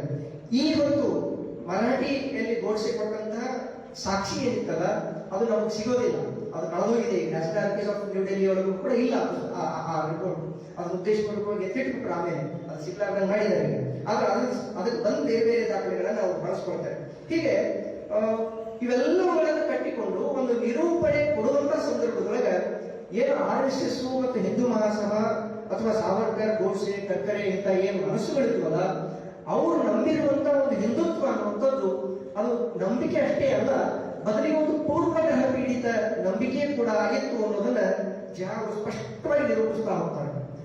ಅದೊಂದು ಪೂರ್ವಗ್ರಹ ಪೀಡಿತ ನಂಬಿಕೆ, ಅದರೊಳಗೆ ಯಾವ ಹುಳು ಇದು ಅನ್ನುವಂಥದ್ದು ನಮ್ಗೆ ಗೊತ್ತಾಗ್ತಾ ಹೋಗ್ತದೆ. ಇದೊಂದು ಕಥನ ಕಾದಂಬರಿಯ ರೂಪದೊಳಗೆ ಬಂದರೂ ಕೂಡ ಚರಿತ್ರೆಯನ್ನ ಕಥೆಯಲ್ಲಿ ಹೇಳಿದ ರೀತಿಯಲ್ಲಿ ನಿರೂಪಣೆಗೊಂಡರೂ ಕೂಡ ಚರಿತ್ರೆಯ ಒಂದು ಗಂಭೀರತೆಯನ್ನ ಆ ಪುಸ್ತಕ ಉಳಿಸ್ಕೊಂಡಿದೆ. ಹಾಗಾಗಿ ಮತ್ತೆ ಈ ಪುಸ್ತಕದ ಶೀರ್ಷಿಕೆಯೊಳಗಡೆ ಅವರು ಮುಖ್ಯವಾಗಿ ಹೇಳ್ತಾ ಹೋಗ್ತಾರೆ, ಗೋಡ್ಸೆ ಎಂಬ ವ್ಯಕ್ತಿ ಆತನ ದೃಷ್ಟಿಯ ಭಾರತ. ಹಾಗಾಗಿ ಆ ಗೋಡ್ಸೆ ಎಂಬ ವ್ಯಕ್ತಿಯ ಮನೋಗುಣ ಹೇಗಿತ್ತು ಅನ್ನೋದನ್ನು ಕೂಡ ತುಂಬಾ ಸ್ಪಷ್ಟವಾಗಿ ಬರೀತಾ ಹೋಗ್ತಾರೆ. ಆತನನ್ನ ಝಾ ಅವರು ಒಬ್ಬ ಮನೋವೈಜ್ಞಾನಿಕ ವೈದ್ಯರಾಗಿ ಗಮನಿಸ್ತಾರೆ. ಅದಕ್ಕೆ ಇಂಗ್ಲಿಷ್ ಒಳಗೆ ಏನಂತ ನಾವು ಒಬ್ಬ ಮನೋವೈಜ್ಞಾನಿಕ ಡಾಕ್ಟರ್ನ ಸೈಕ್ಯಾಟ್ರಿಸ್ಟ್ ತರ ಗೋಡ್ಸೆಯನ್ನ ಗಮನಿಸಿದ್ದಾರೆ. ಒಬ್ಬ ಸೈಕ್ಯಾಟ್ರಿಸ್ಟ್ ಎದುರು ಒಬ್ಬ ಪೇಷಂಟ್ ಕೂಡಿಸ್ಕೊಂಡು ಹೇಗೆ ಅವನನ್ನ ಕ್ವಶನರಿ ಮಾಡ್ತಾರಲ್ಲ ಆ ಮಾದರಿಯಲ್ಲಿ ಝಾ ಅವರು ಆಪ್ಟೆಯನ್ನ ಮತ್ತೆ ಸಾವರ್ಕರ್ ಅವರನ್ನು ತುಂಬಾ ಆಪ್ಟೆಗೂ ಮತ್ತೆ ಗೋಡ್ಸೆಗೂ ಹಿನ್ನೆಲೆಯಾಗಿ ಇಟ್ಟುಕೊಂಡು ನೋಡ್ತಾರೆ ಹೊರತು ಇವೆರಡು ಪಾತ್ರಗಳನ್ನು ತುಂಬಾ ಮುಖ್ಯವಾಗಿ ಇಟ್ಕೊಂಡು ಅವರು ಮಾತಾಡ್ತಾರೆ. ಮತ್ತೆ ಭಾರತೀಯ ಸಮಾಜ ಇವತ್ತು ಎದುರಿಸ್ತಿರುವಂತಹ ಆತಂಕ ಕಲ್ಲಣಗಳೇನಿದಾವಲ್ಲ, ಮತ್ತೆ ಭಾರತೀಯ ಸಮಾಜ ಏನು ಆವತ್ತಿನ ಒಂದು ಸನ್ನಿವೇಶಕ್ಕೆ ಹಾಯ್ದು ಹೋಗ್ತಾ ಇದೆಯಲ್ಲ ಅದಕ್ಕೂ ಮುಖಾಮುಖಿ ಮಾಡುವಂತ ಒಂದು ಪ್ರಯತ್ನವನ್ನ ಅವ್ರು ಮಾಡ್ತಾರೆ. ಅದು ಹೆಚ್ಚೇನು ಅದು ಕಂಡು ಬರೋದಿಲ್ಲ ನಮಗೆ. ಯಾಕಂತಂದ್ರೆ ಅವರು ಯಾವುದೋ ಒಂದು ಕಳೆದ ಒಂದು ಚರಿತ್ರೆಯನ್ನು ಇಟ್ಟುಕೊಂಡು ಒಂದು ಕಥೆಯನ್ನ ಹೆಣಿತಾ ಇರುವ ಸಂದರ್ಭದೊಳಗ ಆ ಸಾಕ್ಷಿಗಳ ವಿವರಣೆಗಳನ್ನ ಜೋಡಿಸ್ತಾ ಇರುವ ಕಾರಣಕ್ಕಾಗಿ ಈ ಹೊತ್ತಿನ ಸಮಾಜಕ್ಕೆ ಅದು ಹೆಚ್ಚು ಲಿಂಕ್ ಆಗಲಾರದ ಒಂದು ಜಾಗೃತಿಯನ್ನು ಅವರು ವಹಿಸಿಕೊಂಡಿದ್ದಾರೆ. ನಮ್ಮಲ್ಲಿ ಈ ಸನ್ನಿವೇಶಗಳನ್ನು ಹೇಳುವಾಗ ಒಂದು ಮಾತು ಬರ್ತದೆ, ಗಾಂಧೀಜಿ ವಿಷಯದೊಳಗೆ ಇಷ್ಟೆಲ್ಲ ಮಾಡಿದ್ರು ಕೂಡ ಕೊನೆಗೆ ಫಲಿತಾಂಶ ಏನು ಅಂತ ಅನ್ನೋದ್ರ ಬಗ್ಗೆ ಲಿಯೋ ಟಾಲ್ಸ್ಟಾಯ್ ಒಂದು ಮಾತು ನಾವು ನೆನಪಿಸ್ಕೊಳ್ಬಹುದು. God sees the truth but waits ಅಂತ, ಅಂದ್ರೆ ದೈವ ಕಾದು ನ್ಯಾಯವನ್ನ ನೀಡುತ್ತದ ಅಂತ ಹೇಳ್ತಾರೆ. ಗಾಂಧೀಜಿ ವಿಷಯದಲ್ಲಿ ಅದಾಗಿದೆ ಅನ್ನೋದ್ರ ಬಗ್ಗೆ ನನಗೆ ಅನುಮಾನ ಇದೆ. ಕಾದು ದೈವ ನ್ಯಾಯ ಕೊಡ್ತಾ ಅನ್ನುವಂಥದ್ದು ಅಲೆಕ್ಸಾಂಡರ್ ಪೋಪ್ ಎನ್ನುವಂತ ಇನ್ನೊಬ್ಬ ಮಾತಿದೆ ನಮ್ಮಲ್ಲಿ. ದೈವಗಳು ಏನನ್ನು ಮಾಡ್ಲಿಕ್ಕೆ ಹಿಂಜರಿತವೋ ಮೂರ್ಖರು ತುಂಬಾ ಚೆನ್ನಾಗಿ ಅದನ್ನು ಮಾಡ್ಬಿಡ್ತಾರೆ ಅಂತ. ಅಂದ್ರೆ ತುಂಬಾ ವಯಸ್ಸಾದ ಗಾಂಧಿ ಇನ್ನೂ ಸಾಯಲಾರಂತ ಆರೋಗ್ಯವಾಗಿ ಇದ್ದ ಗಾಂಧಿಯನ್ನ ಒಬ್ಬ ಮೂರ್ಖ ಹೇಗೆ ಕೊಲೆ ಮಾಡುದು ಅನ್ನೋದ್ರ ವಿಷಯವಾಗಿ ನಾನು ಈ ಪೋಪಲ್ ಮಾತನ್ನ ಹೇಳಬಹುದು. ಮತ್ತೆ ಇದನ್ನು ನಾನು ಈ ಹೊತ್ತಿನ ರಾಜಕಾರಣಕ್ಕೆ ತಂದು ನೋಡೋದಾದ್ರೆ ಈ ಬಲಿಷ್ಠ ನಾಯಕತ್ವ ಅನ್ನುವಂತ ಒಂದು ಪರಿಕಲ್ಪನೆಯನ್ನು ನಮ್ಮ ಎದುರುಗಡೆಗೆ ಹರಿಬಿಡ್ತಾ ಇದೀವಲ್ಲ, ಆ ಬಲಿಷ್ಠ ನಾಯಕತ್ವದ ಗೀಳು ಗಾಂಧೀಜಿಯ ಕೊನೆ ಹಿಂದೆ ಇತ್ತು. ಸಾವರ್ಕರ್ ಅವರಿಗೆ ಗಾಂಧೀಜಿಯನ್ನು ಮೀರುವ ತಂತ್ರಗಾರಿಕೆ ನನ್ನಲ್ಲಿದೆ ಅಂತ ಅವನು ಪೇಶ್ವೆ ಬ್ರಾಹ್ಮಣರಿಗೆ ತೋರಿಸಬೇಕಾಗಿತ್ತು.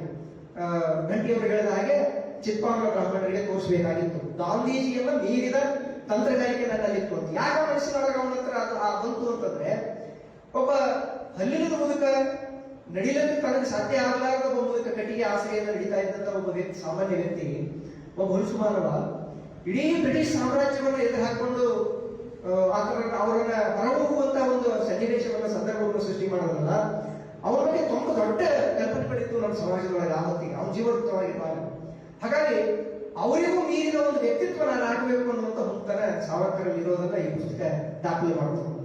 ಅದನ್ನು ಪೇಶ್ವೆ ಬ್ರಾಹ್ಮಣರಲ್ಲಿ ತೋರಿಸ್ಬೇಕು. ಪೇಶ್ವೆ ಬ್ರಾಹ್ಮಣರೊಳಗೂ ಕೂಡ ಆ ಸಮುದಾಯ ಸಣ್ಣದಾಗಿ ಬ್ರಿಟಿಷರ ವಿರುದ್ಧ ಕಟ್ಟಿಕೊಂಡಂತ ಒಂದು ಕಲ್ಪನೆ ಹೇಗೆ ಮುಂದೆ ಭಾರತದೊಳಗೆ ಮತೀಯ ಭಯೋತ್ಪಾದನೆಯನ್ನು ಹುಟ್ಟುಹಾಕಲಿಕ್ಕೆ ಕಾರಣ ಆಯಿತು ಅನ್ನೋದನ್ನ ಕೂಡ ಈ ಪುಸ್ತಕ ಹೇಳ್ತಾ ಹೋಗ್ತದೆ. ಚಿತ್ಪಾವನ ಬ್ರಾಹ್ಮಣ ಸಮುದಾಯದಲ್ಲಿ ಆರಂಭದೊಳಗೆ ಹುಟ್ಟುಕೊಂಡಂತಹ ಒಂದು ಕಪೋಕಲ್ಪಿತ ನಂಬಿಕೆ. ಅಂದ್ರೆ ಬ್ರಿಟಿಷರು ಭಾರತವನ್ನ ಪ್ರವೇಶ ಮಾಡಿ ಇಡೀ ಭಾರತವನ್ನ ಕಸಿದುಕೊಳ್ಳುವುದರ ಕೇಂದ್ರ ಪೂರ್ಣ ಆಗಿತ್ತು ಅನ್ನುವಂಥದ್ದು ಅವರ ನಂಬಿಕೆ. ಅಂದ್ರೆ ಪೇಶ್ವೆಗಳ ಆಳ್ವಿಕೆ ಮಾಡ್ತಾ ಇದ್ದಾರೆ, ಪೇಶ್ವೆಗಳ ನಂತರ ನಾವು ಬ್ರಿಟಿಷರು ಬಂದು, ಈಗ ಬ್ರಿಟಿಷರು ಒಂದು ವೇಳೆ ಭಾರತ ಬಿಡೋದಾದ್ರೆ ಮತ್ತೆ ಅದು ಎಲ್ಲಿಗೆ ಹೋಗಬೇಕು ಕೇಂದ್ರ ಸ್ಥಾನ ಅನ್ನುವಂತ ಒಂದು ಕಲ್ಪನೆ ಅವರ ತಲೆಗಿತ್ತು. ಅಂದ್ರೆ ಎಲ್ಲಿಗೆ ಹೋಗ್ಬೇಕು ಅಂದ್ರೆ ಮತ್ತೆ ತಿರ್ಗಾ ಪೂರ್ಣ ಪೇಶ್ವೆ ಬ್ರಾಹ್ಮಣ ಆಡಳಿತಕ್ಕೆ ಹೋಗ್ಬೇಕು ಅನ್ನುವಂತ ಒಂದು ತಪ್ಪು ನಂಬಿಕೆ ಆ ಸಮುದಾಯದೊಳಗೆ ಹೇಗೆ ಬೆಳೆದು ಬಿಟ್ಟಿತ್ತು. ಅದನ್ನು ಉದ್ದೇಶಪೂರ್ವಕವಾಗಿ ಕೆಲವರು ಬೆಳೆಸಿದ್ರು. ಆ ಕಾರಣವಾಗಿ ಆ ನಂಬಿಕೆ ಮತ್ತೆ ಈ ಇಡೀ ಹಿಂದೂ ಮಹಾಸಭಾ, RSS, ಮುಂದೆ ಬರುವಂತಹ ನ್ಯಾಷನಲ್ ವಿಲೇಶಿಗ ಅನ್ನುವಂಥ ಒಂದು ಸಂಘಟನೆ, ರಾಷ್ಟ್ರ ಸಂಘ ಅನ್ನುವಂಥ ಒಂದು ಸಂಘಟನೆ, ಈ ಹೊತ್ತಿನ ಒಂದು ರಾಜಕಾರಣದ ಅಧಿಕಾರಸ್ಥ ಪಕ್ಷದ ಸಂಘಟನೆ, ಇವೆಲ್ಲವೂ ರೂಪುಗೊಳ್ಳಬೇಕ ಆ ನಂಬಿಕೆನೇ ಮೂಲ ಬೇರಾಗಿತ್ತು. ಮತ್ತೆ ಆ ನಂಬಿಕೆಗೆ ಯಾವುದೇ ರೀತಿಯ ಲಿಖಿತ ನಿರ್ದೇಶನಗಳಿಲ್ಲ ನಮಗೆ. ಅದು ಬಹಳ ದೊಡ್ಡ ದುರಂತ. ಯಾವುದೇ ಲಿಖಿತ ನಿರ್ದೇಶನಗಳಿಲ್ಲ. ಆ ನಂಬಿಕೆ ಇಟ್ಟುಕೊಂಡು ಸಮಾಜದಲ್ಲಿ ಮಾಡಬಹುದಾದ ಅಘಾತಕಾರಿ ಕೆಲಸಗಳೇನಿದವು, ಅನಿಷ್ಟ ಕೆಲಸಗಳೇನಿದವು, ಅವುಗಳ ಬಗ್ಗೆ ಸ್ಪಷ್ಟ ನಿರ್ದೇಶನ ಸಿಗಲ್ಲ. ಅಂದ್ರೆ ಸಂದರ್ಭ ಸನ್ನಿವೇಶಗಳನ್ನು ನೋಡಿಕೊಂಡು ನೀವು ಯಾವ ಬೇಕಾದ ತೀರ್ಮಾನಗಳನ್ನು ತಗೊಳ್ಳಬಹುದು ಅನ್ನುವಂಥದ್ದು. ಜಾವು ಇಷ್ಟೆಲ್ಲ ದಾಖಲೆಗಳನ್ನು ಹುಡುಕಿ ಪುಸ್ತಕವನ್ನು ಕಟ್ಟಿಕೊಂಡ್ರು ಕೂಡ ಗೋಡ್ಸೆಗಾಗ್ಲಿ ಆಪ್ಟೆಗಾಗ್ಲಿ ಯಾರು ಗಾಂಧಿಯನ್ನ ಕೊಲ್ಲೋದಕ್ಕೆ ನಿರ್ದೇಶನ ನೀಡಿದ್ರು ಅನ್ನೋದು ಸ್ಪಷ್ಟತೆ ಸಿಗದೇ ಇಲ್ಲ, ಸಾಕ್ಷಿ ಸಿಗೋದಿಲ್ಲ ನಮಗೆ. ಮತ್ತೆ ವಿ.ಡಿ. ಸಾವರ್ಕರ್ ಅವರು ಯಾವತ್ತಿಗೂ ಕೂಡ ನೇರವಾಗಿ ಹುತಾತ್ಮನಾಗುವಂತಹ ಪರಿಭಾಷೆಯಲ್ಲಿ ಅವರು ಬದುಕೇ ಇಲ್ಲ. ಒಂದು ಸನ್ನಿವೇಶದೊಳಗೆ ಆತ ನೇರ ಪಾಲುದಾರನಾಗಕ್ಕೆ ಯಾವತ್ತೂ ಇಷ್ಟಪಡ್ತಾ ಇರಲಿಲ್ಲ. ಹಾಗಾಗಿ ಆತ ಹಿಂಬದಿಯ ನಾಟಕಕಾರನಾಗಿ ಈ ಸೂತ್ರಗಳನ್ನ ಹೇಳಿತಾ ಇದ್ರು ಅನ್ನುವಂಥದ್ದನ್ನ ನಾವು ಇಲ್ಲಿ ನೋಡಬಹುದು. ಮತ್ತೆ ಗೋಡ್ಸೆ ಸಾಕ್ಷಿ ಸಂದರ್ಭದೊಳಗೆ ಹೇಳುವಂತಹ ಮಾತುಗಳಿಗೂ ಅವನ ಜೀವಮಾನದ ನಂಬಿಕೆಗಳಿಗೂ ತುಂಬಾ ವಿರೋಧಾಭಾಸಗಳಿತ್ತು. ಅದನ್ನ ಜಾವರು ಹಿಡಿದಿದ್ದಾರೆ. ಮುಂದೆ ಸಾವರ್ಕರ್ಗೆ ಮತ್ತು ಆತನ ತಮ್ಮ ಗೋಪಾಲನಿಗೆ ಗಲ್ಲು ಶಿಕ್ಷೆ ಆಗ್ತದ ಅಂತ ಗೊತ್ತಾದ ತಕ್ಷಣ ಗೋಡ್ಸೆ ಜೈಲಿನೊಳಗೆ ತನ್ನ ವ್ಯಕ್ತಿತ್ವವನ್ನು ಬದಲಾಯಿಸ್ಕೊತಾನ. ಆ ಗೋಡ್ಸೆಯ ಕ್ಯಾರೆಕ್ಟರ್ ಹೇಗಿತ್ತು ಅಂತಂದ್ರೆ ಅವನು ತುಂಬಾ ಧೈರ್ಯವಂತನೇನು ಆಗಿರ್ಲಿಲ್ಲ. ಮತ್ತು ಅವನೊಬ್ಬ ವಿಲಕ್ಷಣ. ಯಾಕೆ ವಿಲಕ್ಷಣ ಆಗಿ ಬೆಳೆದಿದ್ದ ಅಂತಂದ್ರೆ ಅವನಿಗೊಬ್ಬ ಮನೋವೈಕಲ್ಯತೆಯೂ ಕೂಡ ಇತ್ತು. ಅವನು ವಿಮುಖನಾಗಿದ್ದ. ಯಾಕೆ ಆಗಿದ್ದ ಅನ್ನೋದಕ್ಕೆ ಅವರು ಕೆಲವು ವಿವರಣೆಗಳನ್ನು ಕೊಡ್ತಾರೆ. ಆತ ಹುಟ್ಟೋದಕ್ಕಿಂತ ಪೂರ್ವದೊಳಗೆ ಆತನ ತಂದೆ ತಾಯಿಗಳು 3 ಜನ ಗಂಡು ಮಕ್ಕಳು ಹುಡ್ತಾರೆ. ಯಾರೊಬ್ಬರು ಬದುಕುದಿಲ್ಲ, ಹುಟ್ಟನೆ ಸಾಯ್ತಾರೆ. ಹಾಗೆ ಬದುಕದೇ ಇದ್ದಾಗ ಇವನು ಹುಟ್ಟಿದ ಮೇಲೆ ಇವನನ್ನು ಹೆಣ್ಣಾಗಿ ಬೆಳೆಸ್ತಾರೆ. ಗೋಡ್ಸೆಯಿಂದ ಒಂದು ಹೆಣ್ಣಾಗಿ ಬೆಳೆಸ್ತಾರೆ. ಅಂದ್ರೆ ಹೆಣ್ಣು ಅಂತ ಬೆಳೆಸೋದು ಕನಿಷ್ಠ ಬಳಸ್ತಾರೆ ಅಂತ ನಾನು ಹೇಳ್ತಾ ಇದ್ದೀನಿ. ಒಂದು ಹೆಣ್ಣನ್ನು ಬೆಳೆಸಿರೋ ಕಾರಣಕ್ಕಾಗಿ ಅವನು ಶಾಲೆಗೆ ಹೋಗುವ ಪೂರ್ವದ ದಿನಗಳವರೆಗೂ ಕೂಡ ಒಂದು ಹೆಣ್ಣಿನ ರೂಪದ ತಿನಿಸುಗಳನ್ನು ಹಾಕೊಂಡೇ ಬದುಕುವಂತಹ ಸನ್ನಿವೇಶದೊಳಗೆ ಅವನಿರ್ತಾನೆ. ಮತ್ತೆ ಇಡೀ ಜೀವಮಾನದೊಳಗೆ ಅವನು ನಂಬಿಕೆಯನ್ನು ಇಟ್ಟುಕೊಂಡಿದ್ದ. ಅವನ ತಾಯಿ, ಅವನ ಸಹೋದರಿ ಮಧುರ, ಮತ್ತು ಮುಂದೆ ಅವನೇನಾದ್ರೂ ಮದುವೆಯಾದ್ರೆ ಬರುವಂತಹ ಪತ್ನಿ, ಈ 3 ಜನರನ್ನು ಮಾತ್ರ ನಾನು ನೋಡಬೇಕು ಮತ್ತೆ ಕಾಣಬೇಕು ಅನ್ನುವಂಥದ್ದನ್ನು ಬಿಟ್ಟರೆ ಹಾದಿಗೆ ಹೋಗುವಂತ ಒಬ್ಬ ಹೆಣ್ಣನ್ನು ಕೂಡ ಕಣ್ಣೆತ್ತಿ ನೋಡಲಾರದಷ್ಟು ಒಂದು ಪ್ರಕ್ಷಿಪ್ತ ಮನಸ್ಸು ಅವನಿಗಿತ್ತು. ಆದ್ರೆ ಅವನಿಗೆ ಜೊತೆಯಾದ ಗಾಂಧಿ ಬರೆಯಲು ಅವನಿಗೆ ಜೊತೆಯಾದ ಆಪ್ಟೆ ಆಗಿರಲಿಲ್ಲ. ಆಪ್ಟೆ ತುಂಬಾ ಭಿನ್ನವಾಗಿದ್ದ ಅವನಿಗೆ ರಸಿಕನಾಗಿದ್ದ ಅವನು. ಆಗಾಗಲೇ ಅವನಿಗೆ ಮದುವೆಯಾಗಿ, ಹೌದು ಆಪ್ಟೆಗಾಗಲೇ ಮದುವೆಯಾಗಿ 33 ವರ್ಷ ಆಗಿ ಒಂದು ಮಗು ಕೂಡ ಇತ್ತು. ಆದ್ರೂ ಕೂಡ ಒಬ್ಬ ಕ್ರಿಶ್ಚಿಯನ್ ಮನೋರಮ ಎನ್ನುವಂತ ಹೆಣ್ಣುಗಳ ಸಾಂಪತ್ಯಕ್ಕೆ ಅವನು ಬೀಳ್ತಾನೆ, ಸಖ್ಯಕ್ಕೆ ಬೀಳ್ತಾನೆ. ಮತ್ತೆ ಅವನ ಆ ಗುಣನೇ ಗಾಂಧೀಜಿ ಬಳಿಯ ತನಿಖೆಯಲ್ಲಿ ಒಂದು ದೊಡ್ಡ ಸುಳಿವಾಗಿ ಸಿಗುತ್ತದೆ ತನಿಖಾಧಿಕಾರಿಗಳಿಗೆ. ಅವರು ಸಾವರ್ಕರ್ ಅವರನ್ನ ಬಿರ್ಲಾ ಹೌಸ್ ಸಾವರ್ಕರ್ ಸದನದೊಳಗೆ ಭೇಟಿ ಮಾಡಿ ದೆಹಲಿಗೆ ಹೋಗುವಾಗ, ಮುಂಬೈಯಿಂದ ದೆಹಲಿಗೆ ಹೋಗುವಂತಹ ಸಂದರ್ಭದೊಳಗೆ ರೈಲಿನಲ್ಲಿ ಅವನ ಎದುರುಗಡೆ ಒಂದು ಸುಂದರವಾದ ಹೆಣ್ಣು ಕೂತ್ಕೊಂಡಿರ್ತದೆ, ಶಾಂತಾ ಗೋಖಲೆ ಅಂತ ಹೇಳಿ. ಶಾಂತಾಬಾಯಿ ಅಂತೇಳಿ ಆಕೆಯ ಸೌಂದರ್ಯಕುಮಾರ್ ಹೋಗಿ ದಿಢೀರನೆ ಆಪ್ತದ ಪರಿಚಯ ಮಾಡ್ಕೊಂಡ್ಬಿಡ್ತಾರೆ. ಅವನಿಗೆ ಹೇಳಿ ಕಳಿಸಿರ್ತಾರೆ, ನೀವು ನಿಮ್ಮ ಪರಿಚಯವನ್ನು ಎಲ್ಲಿ ಹೇಳ್ಕೊಳ್ಳೋಗಿಲ್ಲ ಅಂತ. ಆದ್ರೂ ಕೂಡ ಅವನು ಆತನ ವೈಕಲ್ಯತೆ ಹೇಗಿತ್ತು ಅವನು ಹೇಳ್ಕೊಂಡ್ಬಿಟ್ಟ. ಮುಂದೆ ಆಕೆ ತನ್ನ ಸಾಕ್ಷಿಯನ್ನು ನಡೆಯುವಂತ ಸಂದರ್ಭದೊಳಗೆ ಆಕೆ ಇವರು ಮುಖರಿ ಚೆಹರೆಯನ್ನು ಕೂಡ ಗುರುತಿಡಿದ್ದಾರೆ. ಹೌದು, ಇವ್ರಿಬ್ಬರೇ ಟ್ರೈನಲ್ಲಿ ಬಂದಿದ್ರು, ಇವರೇ ನಮ್ಗೆ ಒಂದು ದೊಡ್ಡ ಕೆಲಸಕ್ಕೆ ಹೋಗ್ತಾ ಇದ್ರು ಅಂತ ನಾನು ಗಮನಿಸಿದ್ದೀನಿ, ನನ್ನ ಜೊತೆ ಪರಿಚಯ ಮಾಡಿ ಮಾತಾಡ್ಕೊಂಡು ಅನ್ನುವಂಥ ಸಾಕ್ಷಿಯನ್ನು ನುಡಿತಾರೆ.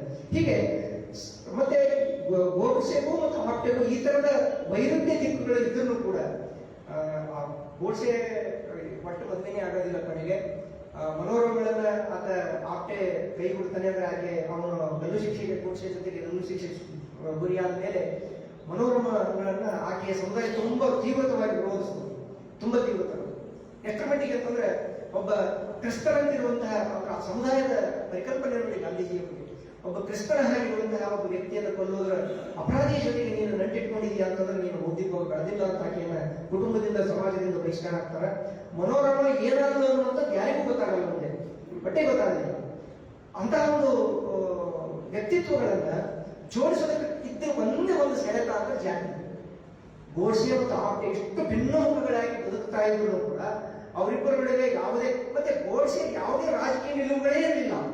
ಆತನಿಗೆ ಸ್ವಂತವಾದ ತಿಳುವಳಿಕೆನೂ ಕೂಡ ಇರಲಿಲ್ಲ ಗೋಡ್ಸೆಗೆ. ಆ ಆಪ್ಟೆಗೆ ರಾಜಕೀಯ ತಿಳುವಳಿಕೆಗಳಿತ್ತು, ತಾನೇನ್ ಮಾಡಬೇಕು ಅನ್ನೋದ್ರ ಬಗ್ಗೆ ಸ್ಪಷ್ಟತೆ ಇತ್ತು. ಗಲ್ಲು ಶಿಕ್ಷೆಗೆ ಹೋಗುವವರೆಗೂ ಕೂಡ ಗೋಡ್ಸೆಗೆ ಏನ್ ಮಾಡಬೇಕು ಏನ್ ಮಾಡಬಾರ್ದು ಅನ್ನೋದ್ರ ಬಗ್ಗೆ ಸ್ಪಷ್ಟತೆನೇ ಇರಲಿಲ್ಲ ಅನ್ನುವಂಥದ್ದನ್ನ ಈ ಪುಸ್ತಕ ತುಂಬಾ ನಿಖರವಾಗಿ ಹೇಳ್ತಾ ಇದೆ. ಯಾಕಂದ್ರೆ ತನ್ನ ಗಲ್ಲು ಶಿಕ್ಷೆಯನ್ನು ತಪ್ಪಿಸುವುದಕ್ಕೋಸ್ಕರ ಗಾಂಧೀಜಿ ಅನುಯಾಯಿಗಳು ಒಂದು ದೊಡ್ಡ ಮಟ್ಟದ ಹೋರಾಟ ಕಟ್ಟಬೇಕು ಅನ್ನುವಂತಹ ಒಂದು ನಿರೀಕ್ಷೆಯನ್ನ ಜೈಲಲ್ಲಿದ್ದ ಗೋಡ್ಸೆ ಹೊಂದಿರ್ತಾನೆ.